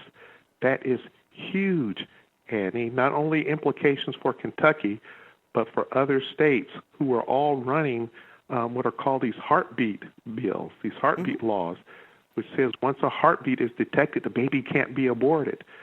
I'm the one sponsoring that bill in Florida right now. So there's a great news, huge implications, and I think we are on the verge of ending this Holocaust called abortion in the United States. Absolutely, absolutely. God bless the Supreme Court for doing that. They say that if a woman is shown her ultrasound vast majority of them, I think it's something like 90% of them, will not go forward with the abortion because they suddenly realize this is a human being. This is a preborn child. It's not a zygote. It's not a thing. It's not just your body. This is someone else, a living human creature, God's gift to us.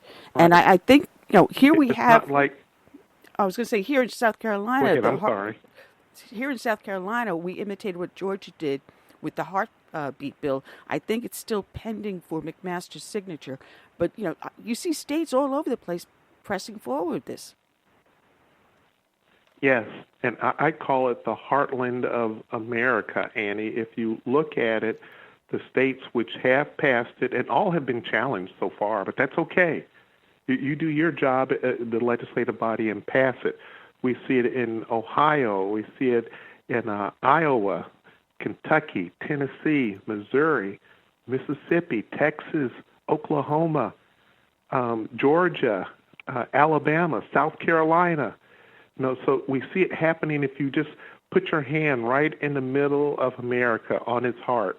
That's where you see it happening. The East Coast and West Coast, they're not even touching it. But the heartland of America is where it's starting, and it's going to spread, I believe, and it's going to end this Holocaust. Now, I'm running the heartbeat bill in Florida, and mine is different from almost all other heartbeat bills that are being run. First of all, mine has no exceptions in it. In other words, you can say you cannot complete an abortion once a heartbeat is detected except for cases of rape, incest, human trafficking, or the mother's life is in danger. I removed all of those exceptions. And the reason why I did it, Annie, is it's a tragedy such as a rape or incest. I mean, it's horrible. It's horrific. And I am of the belief that there is no life unless God is present. Unless His Holy Spirit is present, there is no life. So as horrific as those instances are, God has decided there's going to be life here. And I'm going to make this life. And He does. And what He can do is turn that tragedy into a triumph. And so I removed all those exceptions except for one. I left one. If there is what's called an ectopic pregnancy, and Annie, you know what that is. That's where if the egg does not properly travel out of the fallopian tube into the uterus, but remains in the fallopian tube, that's called an ectopic pregnancy, that can kill the mother. Mm-hmm. So we make that one exception, that if it's an ectopic pregnancy, then it can be terminated. And as my good friend here, the pro-life doc, Dr. Bill Lyle, he says that's considered more of a miscarriage instead of an abortion because the baby or the egg did not travel as it's supposed to. So that's a miscarriage. But that's how my bill differs from most of them, Annie. It doesn't have any exceptions in it. And then another difference from mine is we added a preamble to it. And I can't take credit for this. I learned this from Kentucky's heartbeat bill. They had a preamble on theirs. The preamble has 32 whereases so that the legal system won't have to try and guess what was our intent. And we make it very clear what our intent is with the whereases to this preamble to the heartbeat bill. Well, Mike, looks like we've got our guest in on the line. I do believe we have Tom Del Beccaro. Tom, are you with us? No, sorry, it's Mona. Oh, all right, Mona. Am I calling on the wrong hour? No. Because we missed our middle guest. I have with me, because my co-host, I told you, is out sick today. Curtis has a bad cold. I've got Florida State Representative Mike Hill with us, Mona. So we do have next guest in, but a little early. Good afternoon, Mona. Yeah, hi, I've been listening. It sounds great. I was wondering where the second guest was, and so I was getting a little confused. But yeah, it's been a great show. Oh, thank you. Sam was great, and I love what y'all are talking about, the heartbeat bill and all that stuff, and that it's not just a clump of cells. Are you ready for me? Or? Yes, we're always ready for you, aren't we, Mike? Okay. Yes, welcome, Mona. Glad to have you. Oh, thank you. Well, thanks for having me, guys. Just bear with me because I got to shuffle papers around to get down to your stack. All right. Now, Mona Fishman is a singer-songwriter. She's a singer-songwriter for Trump, and you recently did a rally for him out in Las Vegas. Tell us about that. That sounds exciting. Well, it was actually about an hour outside of Las Vegas. It was called Trump Stock, and it was a 3-day festival, and it was originally supposed to be in at the Mojave Fairgrounds. But it got moved to Golden Valley, Arizona, which is about an hour outside of Las Vegas. And it was a great rally, but unfortunately it was blocked by the sheriff's department. They really totally screwed. The lady who put the whole event together, her name is Lori Bezic. She did a great job lining up all the speakers and arranging for everybody to come, and she ended up scrounging because at the last minute, the day before the event, within hours of the event, which is a Friday, Saturday, and Sunday deal,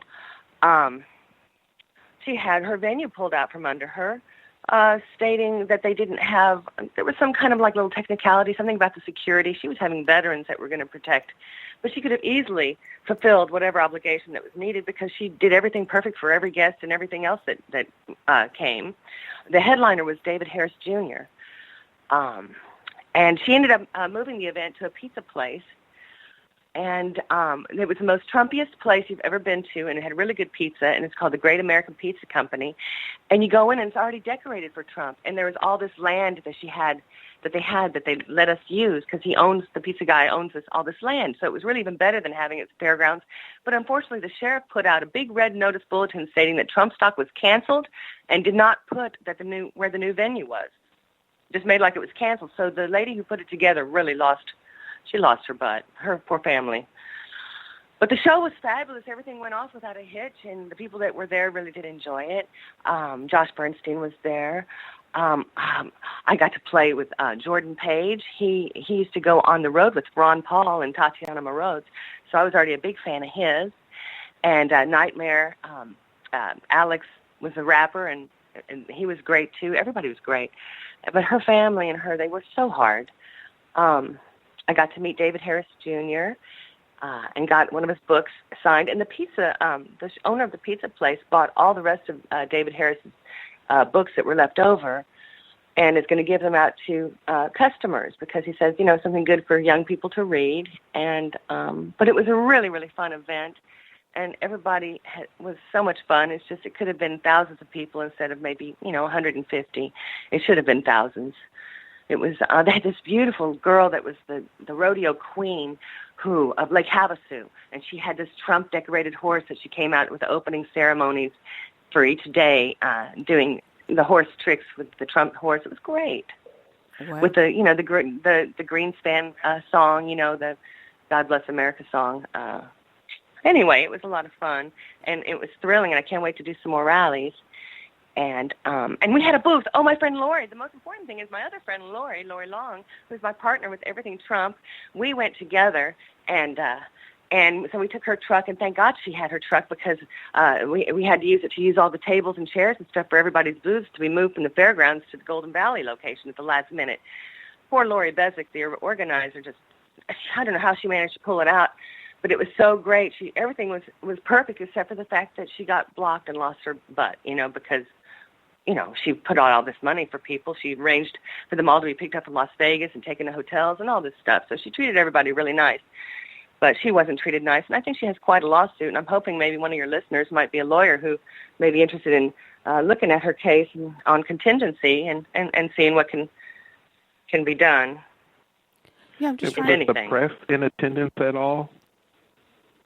The press? There was 2 reporters that were there all day long from the New York Times who interviewed everybody at length, but they didn't publish their article because they did not want to say anything bad. By the time they were done talking with us, I guess they liked us too much to do the hit piece on us. But we have all the showing the posts of the sheriff's county stating that it was canceled when it wasn't. It was just moved. But you know, to wait to the last minute for them to say that there was something wrong with the contract, like one little detail, something she could have just, you know, fixed if she just knew, you know, within a few hours, where they just said, oh, you don't have this right, and your event's canceled, and closed her down. I don't even know if she got her deposit back for the fairgrounds. It's really horrific. You know, if this happened to a Democrat, her fundraiser thing would be off the charts by now. But since it's, you know, done for a Trump supporter, it's just like, ha, ha, ha. Who cares about her and her family, right? It was just heartbreaking. So it was heartbreaking, but it was also so much fun. The event itself, just being there and around other Trump supporters and everything, and the way everybody pulled together at the last minute. And it was set up really, really nice. I mean, I totally recommend this lady if anybody wants to have a fabulous rally and organize things perfectly. I mean, there was even porta potties and everything at the last minute, mind you. I mean, Thursday evening is when she found out that her venue got yanked, and Friday afternoon at 2 p.m. is when the event started, literally. You know, Some of us artists and stuff had come the Thursday before and got this sprung on us that night, and we're just devastated for her. But the event did go on, you know, and we had a booth. And my friend Lori made these awesome targets. And guess who she chose? She chose Adam Schiff. These were for entertainment purposes, of course, only. She brought darts. And she made Nadler and Pelosi. And Adam Schiff had an actual pencil neck and was life-size. It was so fun. Josh Bernstein's son, his name is Jordan. He's a fabulous drummer, and he's only like 12 years old. He was going to perform some of my songs with me, but the drum kit got taken down too early. But he did play with one of the other bands that was there. But he was throwing darts all day long at our booth. I had like a banner made had my website so people would know where to go find the songs, and these awesome targets, and you know, for Trump. It was just our way of, you know, Kathy Griffin had her decapitated Trump, so we figured, you know, all spare, we can do darts for fun. So we let the attendees, you know, throw free darts at our booth at my friend Lori's Target, patent pending. Well, you know, I'm so glad that you were able to have fun and able to perform. And this is one of your songs. I wanted to start off with this one. This is your fake news song. Some of the songs you sent me, my favorite. Some of the songs you sent me, I had to re-download whatever happened in the link on your emails. So I was able to go over to SoundCloud, and there's a link to your SoundCloud account on the show description that people can go there. It's your name over on SoundCloud.com. And this is one of your songs that people can find over there and download. And because you're not charging for these songs, are you? Oh, no. All my Trump songs are available for free. And I do have some playlists together, so you don't have to search through my other songs, just like Trump stock, you know, playlists and stuff like that. So you can just find my Trump songs. And they're all available for free download. So you can plug your phone into your car and listen to them, you know, if you have that little adapter thing, or you can make your own CD or upload them to your computer. Yeah. And also there's a ringtone, too, if anybody's, you know, got the nerve to have their phone ringing for Trump. But these days Mona, it's like how dangerous, can right? Annie's listeners find you? Well, they can just Google Mona Fishman. Twitter is probably where I'm on the most, even though I'm shadow banned like crazy there. But for my music and stuff, if they want to have, I have a YouTube channel that's Mona Fishman, and I have videos made for all my songs. But you know, they're not really like professional, but a couple of them are pretty good because I had like friends make them for me. Like there's an excellent Trump Train dance video, and also there's another video with Podesta's art in the background for my Podesta Pizzagate song.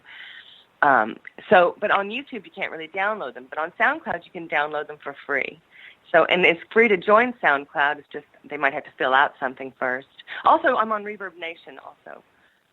Just So Mona Fishman. And on Facebook, Mona too. Luigi Fishman. Mm-hmm. And Facebook. Yes. Oh, yeah, I'm on Facebook, Instagram, LinkedIn, and Twitter, all of them. All right. Well, But I like Twitter the most just because Trump's there, you know, so I like to be, you know, within seconds, you know. So I don't pay that much attention really to my Facebook like I should. But all right. Well, this is yes. yours. And I was going to say, fake Go news song. Yes, fake news. All right, this is Mona Fishman, Fake News.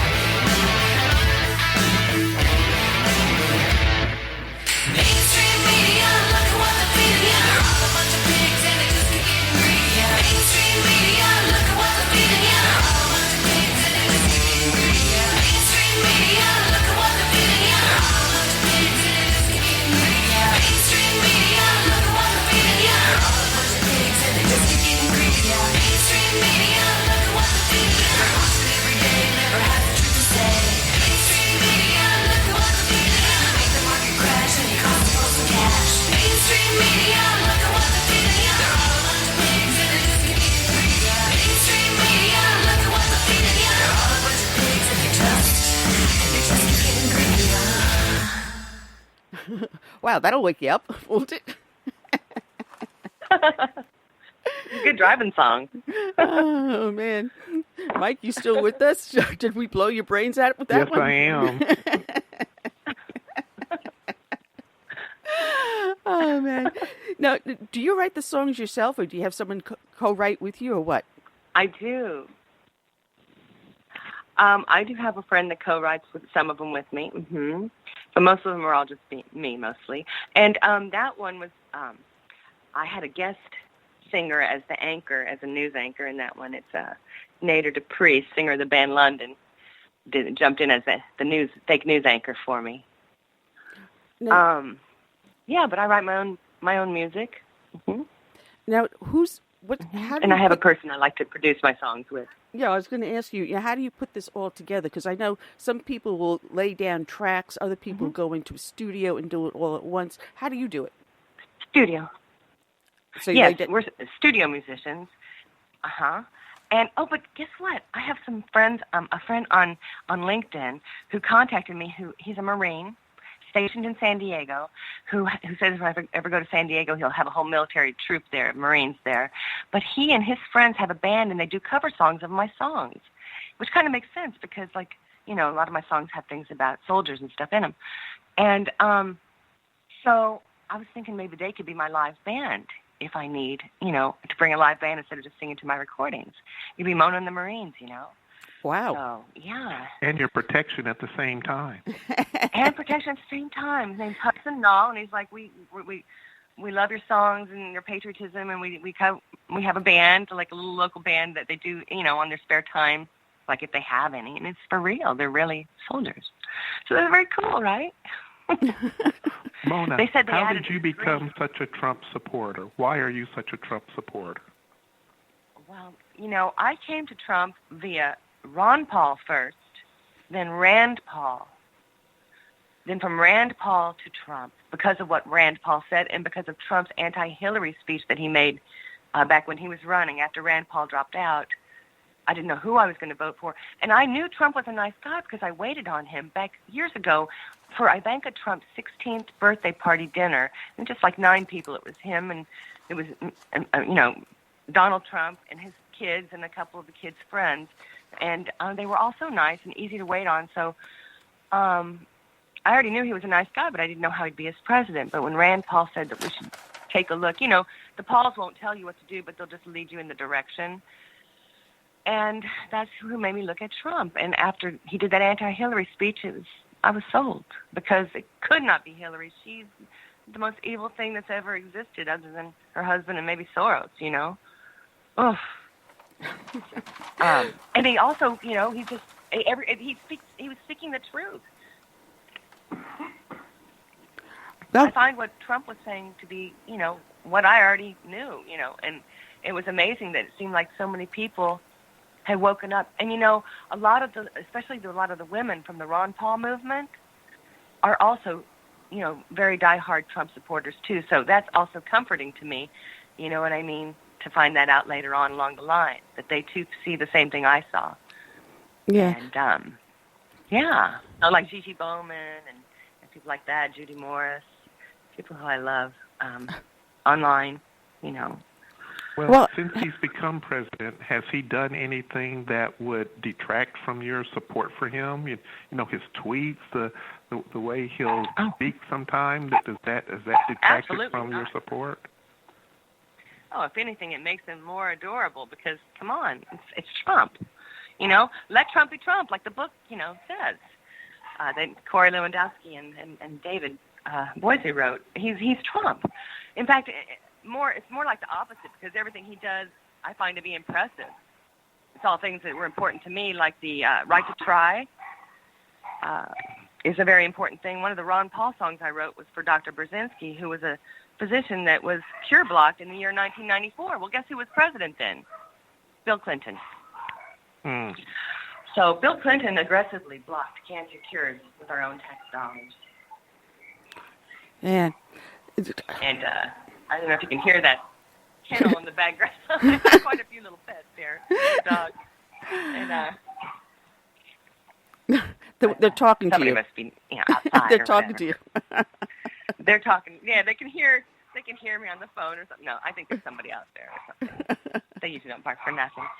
But yeah, because I'm talking about Bill Clinton. That's right, because I have a hashtag, Dr. Brzezinski rhymes with Lewinsky. What are the odds that the doctor that Bill Clinton cure blocked would rhyme with his mistress?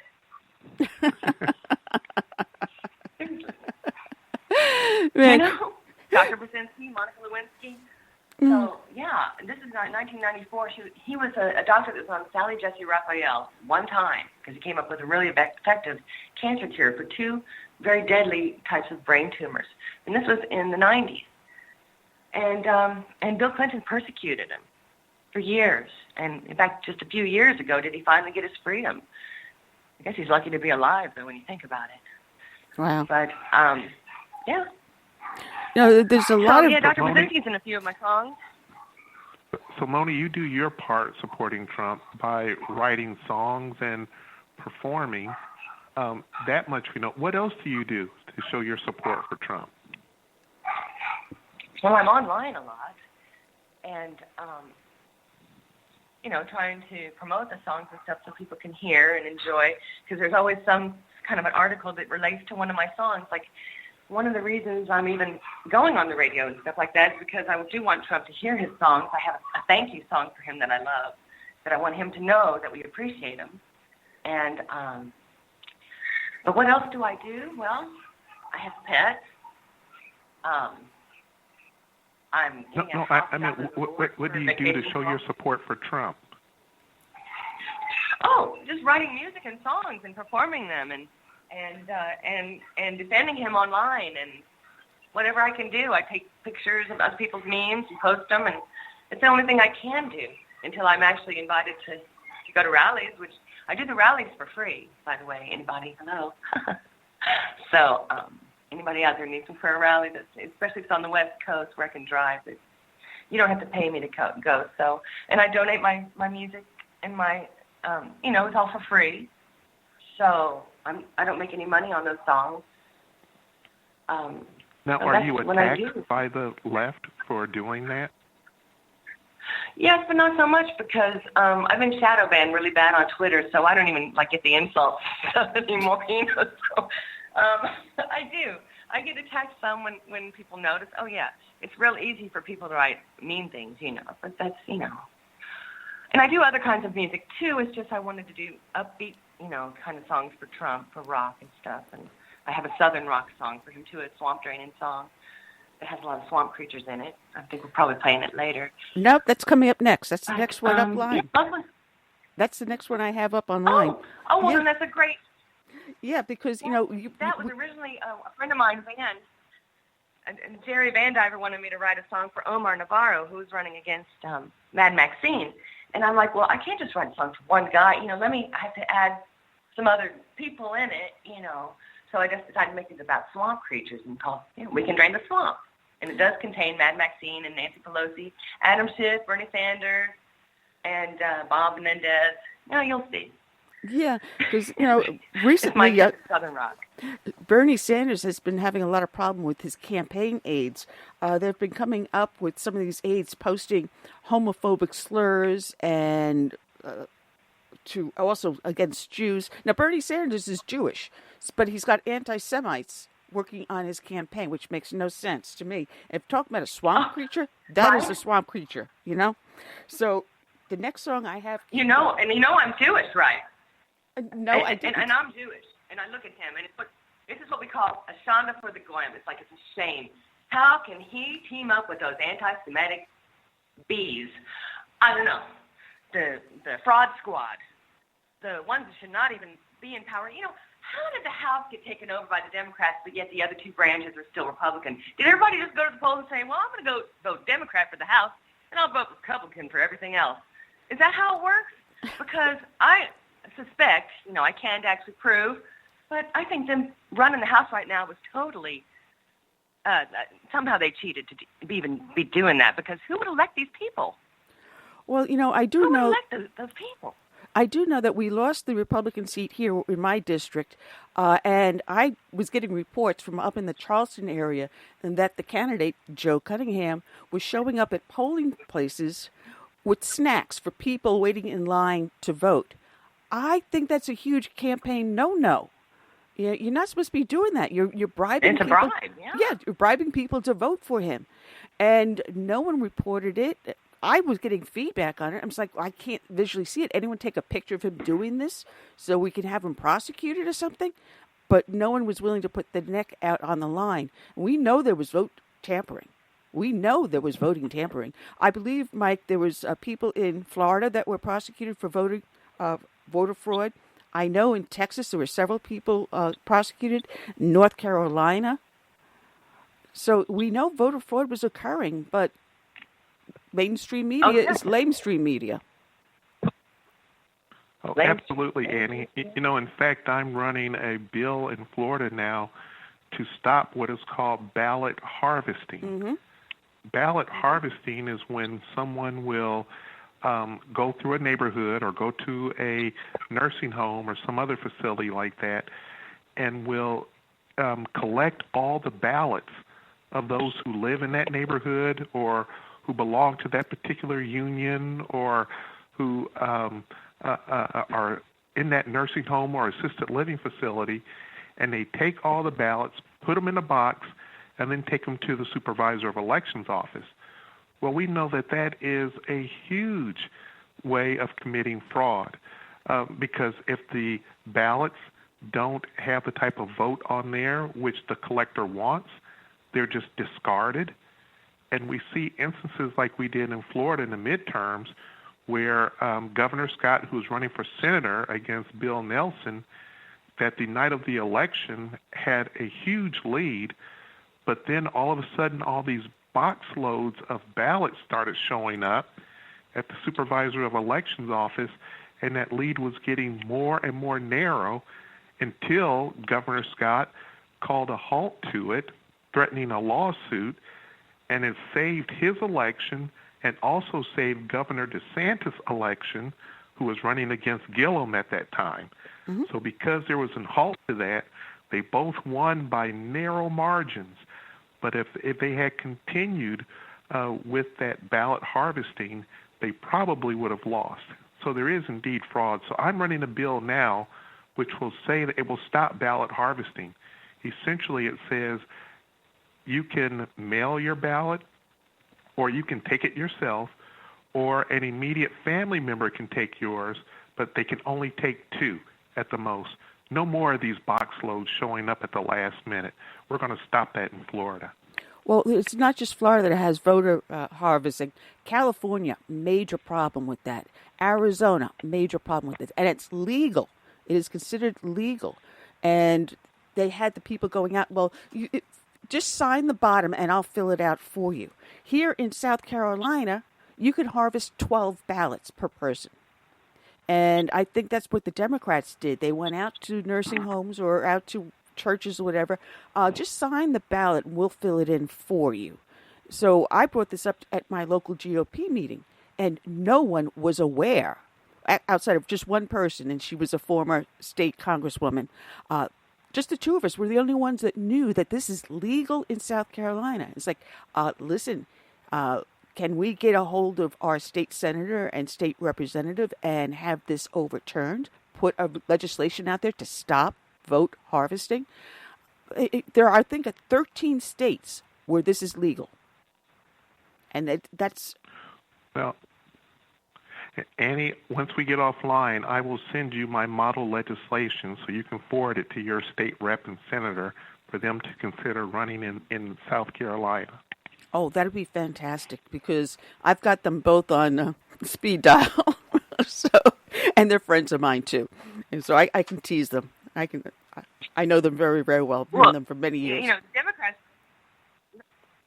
they want to lower the voting age. You know, probably they want to lower it to 1 year old, so if you can bypass the abortion and get born and live to be a year old. That way they kill 2 birds with 1 stone, because that way they can be like consensual sex with them 2 at the same time, because they're adults and they're voters. You know what I mean? You feel, is that what's coming next? That's what I'm wondering. Oh man. Voter age, legal age of consent, and 1 year old. Vanessa would love that. Well, here we go. This is Mona Fishman's song, Drain the Swamp. Sit back and enjoy. We can drain the swamp.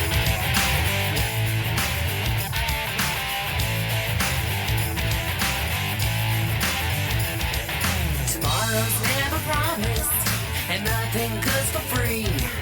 Show the bad guys to the door, it's what our country needs. Let's get out and vote now, show up in full force.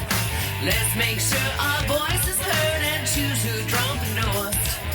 We can drain the swamp. We can drain the swamp. You got to do it for Trump. Got to do it for Trump. We can drain it right. We can drain it right. Go vote red and fight. Go vote red and fight.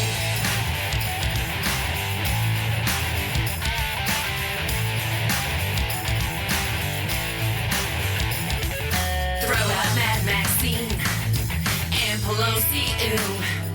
Bob Mendez is so corrupt. Pocahontas too. Feinstein's lost already. There's no more Coca or Flake. Adam Schiff's the enemy, and Bernie's on the take. We can drain the swamp. You got to do it for Trump. We can drain it right. Now go vote red and fight. We can drain the swamp. You got to do it for Trump. We can drain it right. Now go vote red and fight. You've got the power to help Trump win. Let's vote out the bad guys. Let the swamp train begin. Now the swamp is draining. Say goodbye to deep state. So far Trump's victorious over Soros' hate. Got to keep it going. No time to relax. Like no other president, Trump has got our backs. We can drain the swamp. You got to do it for Trump. We can drain it right. Now go vote red and fight. Help us drain the swamp. You got to do it for Trump. We can drain it right. Now go vote red and fight.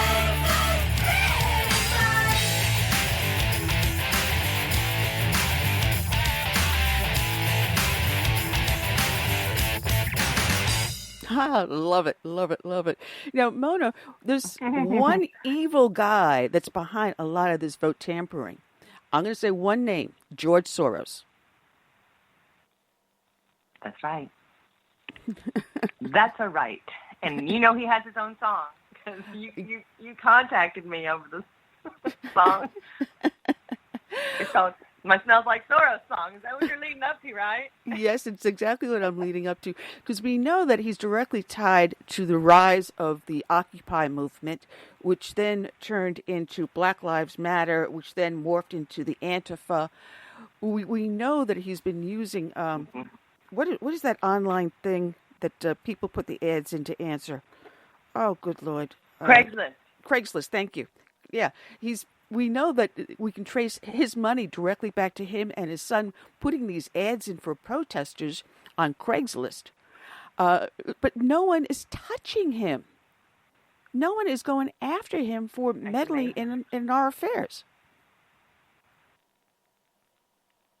Well, Annie, I know that there are some nations which have outlawed George Soros from being involved in their elections, even being in their country. Hungary is one that comes to mind, and I think Poland also. I don't know why the U.S. hasn't taken some measure against this guy. His actions, in my mind, amount to treason, and we should not allow him or his son, who's just as bad, to operate in our elections and in our country. Precisely. Amen. And someone had put in the chat room about these voting machines we're getting that are made in Spain, and we're buying them and using them. But the money and the ownership of the companies will be traced back directly to George Soros. So he is even controlling our voting machines, so we don't even know if the votes are being counted correctly. There is evidence, That's why, and I've seen this in a presentation. I was at an event in Dallas to where they were showing with these electronic voting machines how votes were entered, and they were showing what the tabulated results were. And then because they were hacked, just milliseconds later, the votes were changed to something else. And it has happened so often that the company who presented this information to us, this group of state legislators, they are convinced that that is why Robert O'Rourke came so close to defeating Ted Cruz, That vote was nowhere near as close as they showed it to be, and also why Governor Bevin lost in Kentucky. Yeah, absolutely. Now, I got to admit, I voted in our last election here, and they had these brand new machines, and it was over a school tax referendum that we had a special election, and they've got these brand new machines in that are not connected in any shape or form to the internet. It's not part of the World Wide Web. It is separate and it's from that. So it cannot be hacked and the votes cannot be changed. But this is what I liked about it. Some people were complaining, but I like it because it's a two-step process. You go in there, you do the touch screen, you make your vote, you hit the enter, it prints out a paper ballot. Your vote has not been registered yet.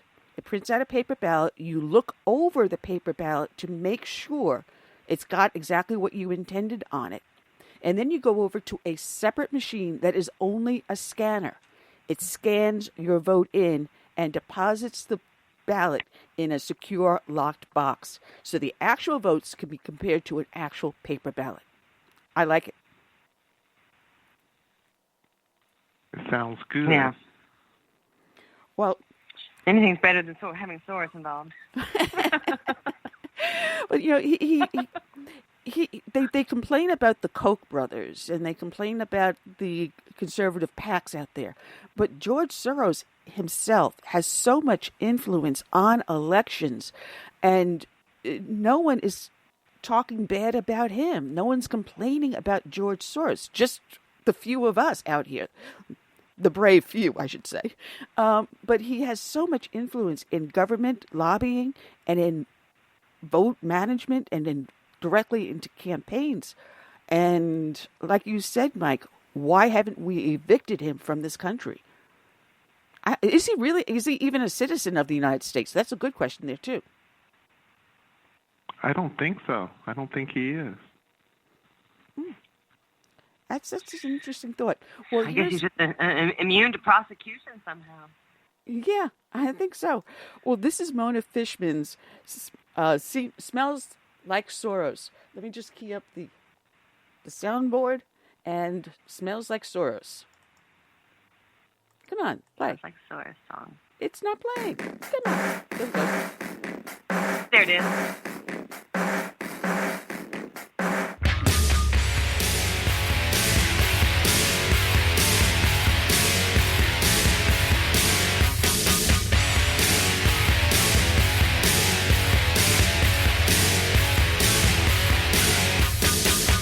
Mainstream media lied to us because of gross George Soros.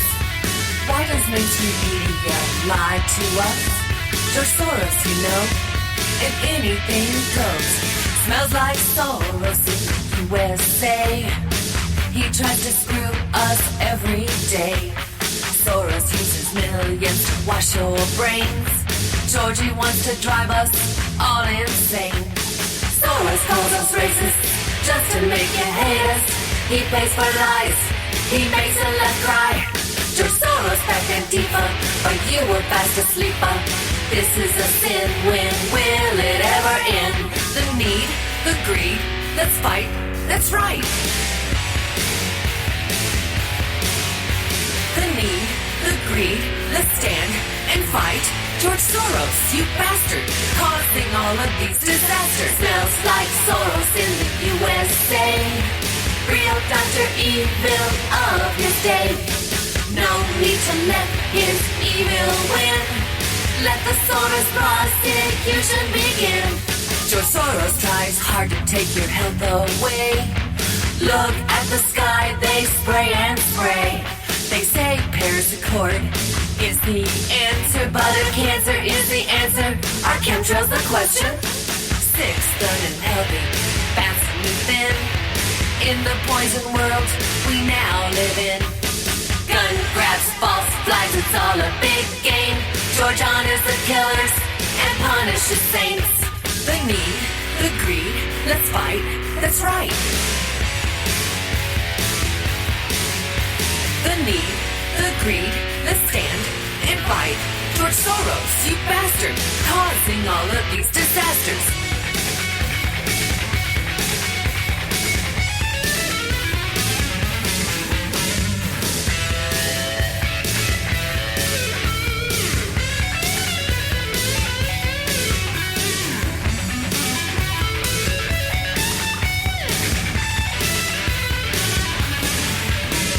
George incites hate in the USA. That's how he throws his money away. His donations pay for fake dossiers. It's only humanity that he betrayed. The need, the greed, the fight, that's right. The need, the greed, the stand and fight. Good Lord, you bastard, causing all of these disasters. Smells like Soros in the USA. Real Dr. Evil of his day. He is the one who's so depraved in the land of the free and the home of the brave. Smells like Soros in the USA. Real Dr. Evil of his day. No need to let his evil win. Let the Soros prosecution begin. I forgot Soros was also tied to Fusion GPS. Completely forgot that point. Well, I'm glad I can remind you. Mike was asking, why anyone would, decide to vote with Trump. But this alone, the Labor Department's Bureau of Labor Statistics has said that in November, for the 6th month in a straight row, the number of Americans that were employed skyrocketed. They added another 256,000 jobs to the employment. So now a total are working as 158,593 Americans are employed. And our population, that is people that are not in prison, not institutionalized, not committed to a hospital, whatever, but non-institutional civilians, is 164.4 million. That's a huge percentage of the population. Its workforce is now at 63.2%, Mona. If that's not a reason to vote for Trump, I don't know what is. It's a miracle. He had the magic wand that Obama was saying that he needed. Well, Trump had it. So it is a miracle, and it's what we've been praying for, but especially after the big depression that we've had since 2008. Now the jobs are so plentiful, like back in the 80s when jobs were available, you had your choice of jobs and they came with benefits. He's brought so many factories back. That's why, and he put our country first. He's amazing. He's the best president I think we could ever have in my whole lifetime, maybe in the whole existence of our whole country. And there were two factors that made that possible. One was the huge tax cuts that were put into place shortly after Trump took office, where we reduced the personal income tax rate and also the corporate tax rate. I believe both are still too high, but if he were to do that again upon his next election, we would see an even greater boost to our economy. So the tax cut was vital. It was key.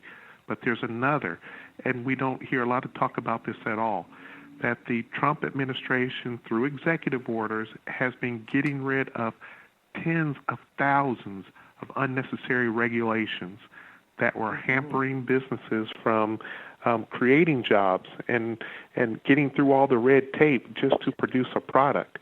Those two things alone is the magic wand that anyone who studies the history of economies knows that that's going to work every time. Well, there's a couple other factors, too. He was helping to stem the tide of illegal immigrants, which brings in cheap labor, kicking out Americans out of the job. He's tamping down on the work visa programs, which is being highly abused. But one other important thing, because the biggest growth in jobs, the biggest market to grow was the healthcare industry. He's cutting back on the odious Obama regulations and requirements. He's opening the health industry back up to what it should become. Because I lost 2 doctors. As soon as Obamacare was passed into law, they said, we're closing shop. We're closing up business. We don't even want to deal with this. We're out of here before it happens. And you see that happening where you've got now a doctor going from a private practice into one of these huge corporate hubs, doctor clinic type of things. You don't see the local doctor that much anymore. But we're seeing now a rise in nurses, in physician assistants, and they're also lessening the regulations of these people in rural areas. You had to have a doctor within so many miles before you could make a house call. The nurse was only restricted to a certain area. He's lessening that and saying, hey, listen, there's people out in the rural area that need medical care. Let's lessen the regulations and make it more accessible to people. And that's why a lot of things are happening, because the biggest growth, as I said, was in healthcare. Next was in professional and technical services. How many times do you try to find someone that's a handyman? It's like we have a loss of welders.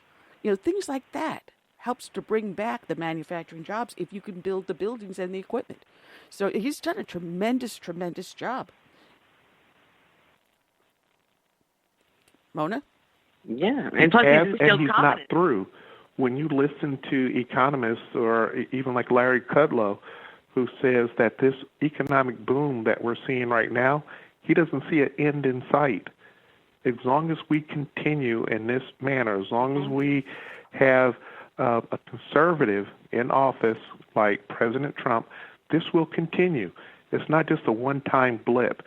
But as soon as we make the mistake, and heaven forbid we don't in any near-time future, of allowing a Democrat back in the presidency or giving them control of the Senate, then we're going to go back to where we were before, because for some reason they do not understand economics 101. They don't understand that you can't tax the wealthy enough to pay for all the poor. It's impossible. They just don't seem to get that for some reason. They have this utopia in mind that they think they can create, which does not exist. It's funny because when we thought Hillary was going to become our next president, my mother has a stock portfolio my father had put together before he passed away, and thank God he did. It's her parachute. But just before the election, I watched that take a huge nosedive and decrease about 1/3. Since Trump has got elected, it went back up to where it was before and is now increasing because the Dow is up 18.65%, the S&P up 24.36%, NASDAQ Composite up 29.19%. These are huge numbers. Yeah. Yeah. Well, I have to tell you Sounds this like story, Mona and Annie. I have a younger brother who is a Democrat, and he hates Trump, hates him. He'll text me messages and say, what do you think about what Trump did today? And I had to tell him finally. I said, look, you got to stop living with Trump in your brain. This man doesn't even know you. And for some reason, every day you want to text something terrible he's done. So I said, okay, let me ask you this question.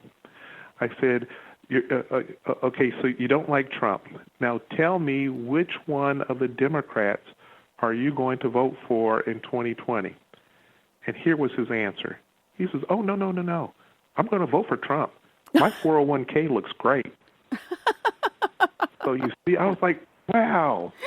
Okay, so that is an indication, I believe, that lets me know that Trump is going to win in a landslide. And because of this impeachment nonsense, Republicans are going to take the House back.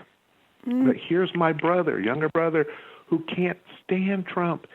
And he says, oh, yes, I'm going to vote for him. My 401k looks great. In other words, the economy is doing super. Yes, I'm going to vote for him. I've got 2 brothers, and both of them are liberals. And true stories, my younger sister... Mine. Well, my younger sister, God bless her, she grew up listening to my two brothers, and she too was a liberal for the longest time. And then she started practicing law, and she started to see things from the different side of the window, or the mirror, or whatever you want to call it. And she is now a dyed-in-the-wool conservative. God bless her. So we always have a good laugh at the latest antics of my two brothers, because they tried posting stuff like, look what Trump did today. It's like, that's enough. Leave it alone. But the reason for me going into this little bit of a rant is because the next song I have queued up for you is your Trump Train song. And actually, I think this is how you and I met, Mona, through this song, is how we got in contact with each other. I do believe this is what did it. It was either this one or it was a thank you song, because the thank you song has, I'm thanking him a lot about the economy and money and stuff, and like Mike said, that you ain't seen nothing yet, too. I don't know, but Trump Train Jump On It, that's my classic, my first Trump song. So maybe that was. I think it was. I think it was. Yeah. Yeah.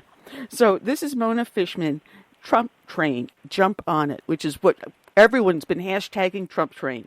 Here we go. What is with my mixing board today? There we go. Yeah, there you go.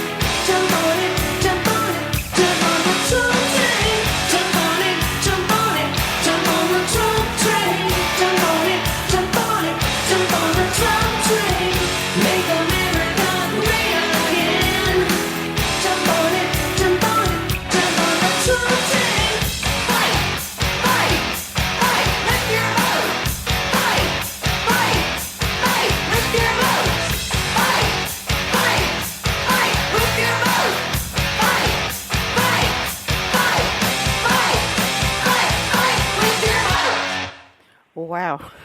Wow. But you notice you say fight with your vote. But, Mike, you'll probably agree with me. I think the closer we get to the election, the more we're going to see the violence coming up from the progressive left.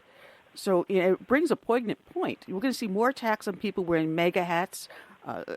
I'm afraid for the public what might happen with this election. Well, they're going to try anything, Annie, because they're desperate. They see all the signs pointing towards Trump winning again. And they are so desperate against that happening that I think they'll use anything that they think will be effective, including violence. And it's a shame. It really is. Yeah, it is. Now, Mona, on my notes here, after I played this song, listening to it last night, I put a little notation. Are you going to come up with the Bloomberg song, especially with his attempt at gun grabs? Oh, God, I hate Bloomberg. And also, he's one of the ones who went with Al Gore, the climate whore, to Germany with Obama to fund Paris Accord after Trump tried to get us out. He went and got the equivalent of the whole GDP of Japan and Germany for a year or something and gave it to Bloomberg, Obama, and Al Gore to fund Paris Accord. So I can't stand Bloomberg. And plus the gun grabs, of course. But all the Dems are gun grabbers. My God. I mean, who was the biggest gun grabber? A couple of them are already gone. I mean, Beto O'Rourke, bye. Partswell, Eric Partswell. Oh, I'm sorry. Oh, man. I'm sorry. You don't have an opinion there, Mona. Not at all. But Mike in the State House... I don't have an opinion. Mike put up legislation in the State House to help protect gun rights. And, Mike, you'd appreciate this. There is a gentleman down in Florida. He owns the Florida... What's it called? The Florida Gun Supply. Florida Gun Supply. And he put up a sign in his shop going, it was a Muslim-free zone. So Florida's CARE took him to court and sued him. And there was an injunction placed against him, forcing him to take the sign down. But the U.S. District Court Judge, Beth Bloom, said, no, I'm going to rescind that order. It's his First Amendment right, so he can put his sign back up saying, at Florida Gun Supply, Muslim-free zone. You got to love it, Mike. That's great. I love it. It is great. And I would also say surprising because that's another thing that Trump has done, which has just been amazing, Annie and Mona, is how many conservative judges have been appointed since Trump has been elected to the tune where it has flipped the Ninth Circuit Court to conservative now. Mm-hmm. And he's doing it all over the place. So because he is getting these conservative judges who believe in the Constitution, who don't believe in legislating from the bench, that's another reason why we're seeing such effective measures happening in the U.S. right now, because of these judges. And I hope that even those who hadn't been appointed by Trump and confirmed by the Senate, that it will give courage to others to instead abide by your oath of office and protect and defend the Constitution, not attack it. Absolutely. Absolutely right. I'm looking at the clock. We're down to our last 7 minutes. Man, the whole show has just been going too fast. Mike, I want to thank you for being with me today. I'm going to close off the last few minutes of the show with your thank you. But we do have a lot to thank Trump for. He's starting to pare down government entitlements. He's going after the food stamps, saying, hey, listen, you're able to work. There's nothing wrong with you. So if you have a certain income and you're able-bodied and you refuse to work, we're going to yank your food stamps. And I love what he's doing. He's going after these entitlement programs that are being abused. And I think it's a good thank you, Mr. Trump. Make Americans responsible for themselves again. Well, he brought back the jobs and made it possible. So, they don't have before there was no jobs for them to have anyway. So now there's jobs for everybody if they want them, if they're able to be, able-bodied. And I think he only wants them to work 20 hours a week. I don't That's know. a great gig You know? if you get it. Yeah, it's a great gig if you can get it. I don't have to worry. I'm retired, so that's all behind me. But it is important because you think under Obama, you had free medical care, free Obama phones, free internet, free food stamps, free Section 8 housing. What was the incentive to even look for a job when you can sit back and collect all of these benefits? And oh, by the way, if you are on food stamps and Social Security, disability, or whatever, we'll send you to college. We'll also pay you for college to go study basket weaving. But as long as you go, we'll pay for you. So no matter. It just got out of hand. Well, that's why I was thanking Trump for jobs and money, saving jobs and money. That's what he does. And I want to thank him and thank him and thank him for what he gave up to do this for us. Absolutely. Absolutely. That's Now, all. Mona, people can find you up on Facebook, Twitter, Instagram, but your songs and stuff are up on YouTube, also on SoundCloud, iTunes. Yeah. But they can listen and download these Trump songs for free if they go to the SoundCloud. So they type in your name, Mona Fishman, you'll pop up, and they can listen and download. And you have them by categorized and everything else. It's really great. And Mike, when people go looking for you, Mike, where can they find you? Well, they can find me on Facebook at Mike Hill for Florida, and they can also find me at votemikehill.com, and that will pull up my website, and they can learn all about me there. Yeah, I just want to remind listeners out there also, MoveOn.org is going to be holding rallies at congressional offices across the nation to support impeachment. If you've got a local group and some friends, I suggest check out act.moveon.org. Sign up for the notifications, and they'll tell you where and when they plan their protest, so you can show up and do a peaceful counter-protest. We're working on something around here. I hope everyone is listening to this. Sign up for the notifications. You type in your zip code, and they'll let you know when and where the rallies are, so you can bring out your pro-Trump signs and help support our president. But that is all we have for the show for today. Mike, again, God bless you. Thank you for stepping in. Curtis, hopefully we'll be back and well next week. You did a terrific job. And Mona, it's always so much fun to talk with you. Always feel free just to let me know what's going on and where you're going to be performing so I can post it out there. So we're closing off the show with thank you, President Trump. Thank you, President Trump. Okay.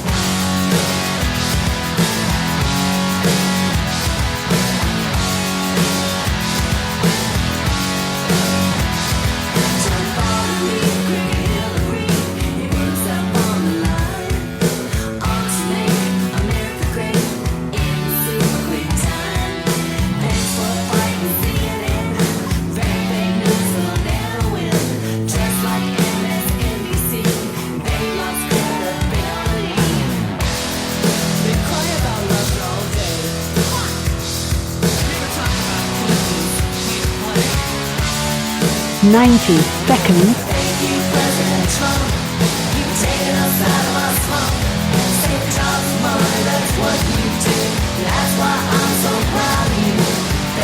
President Trump.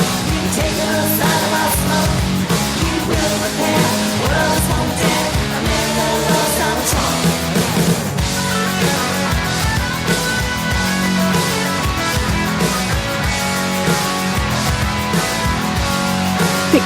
Seconds.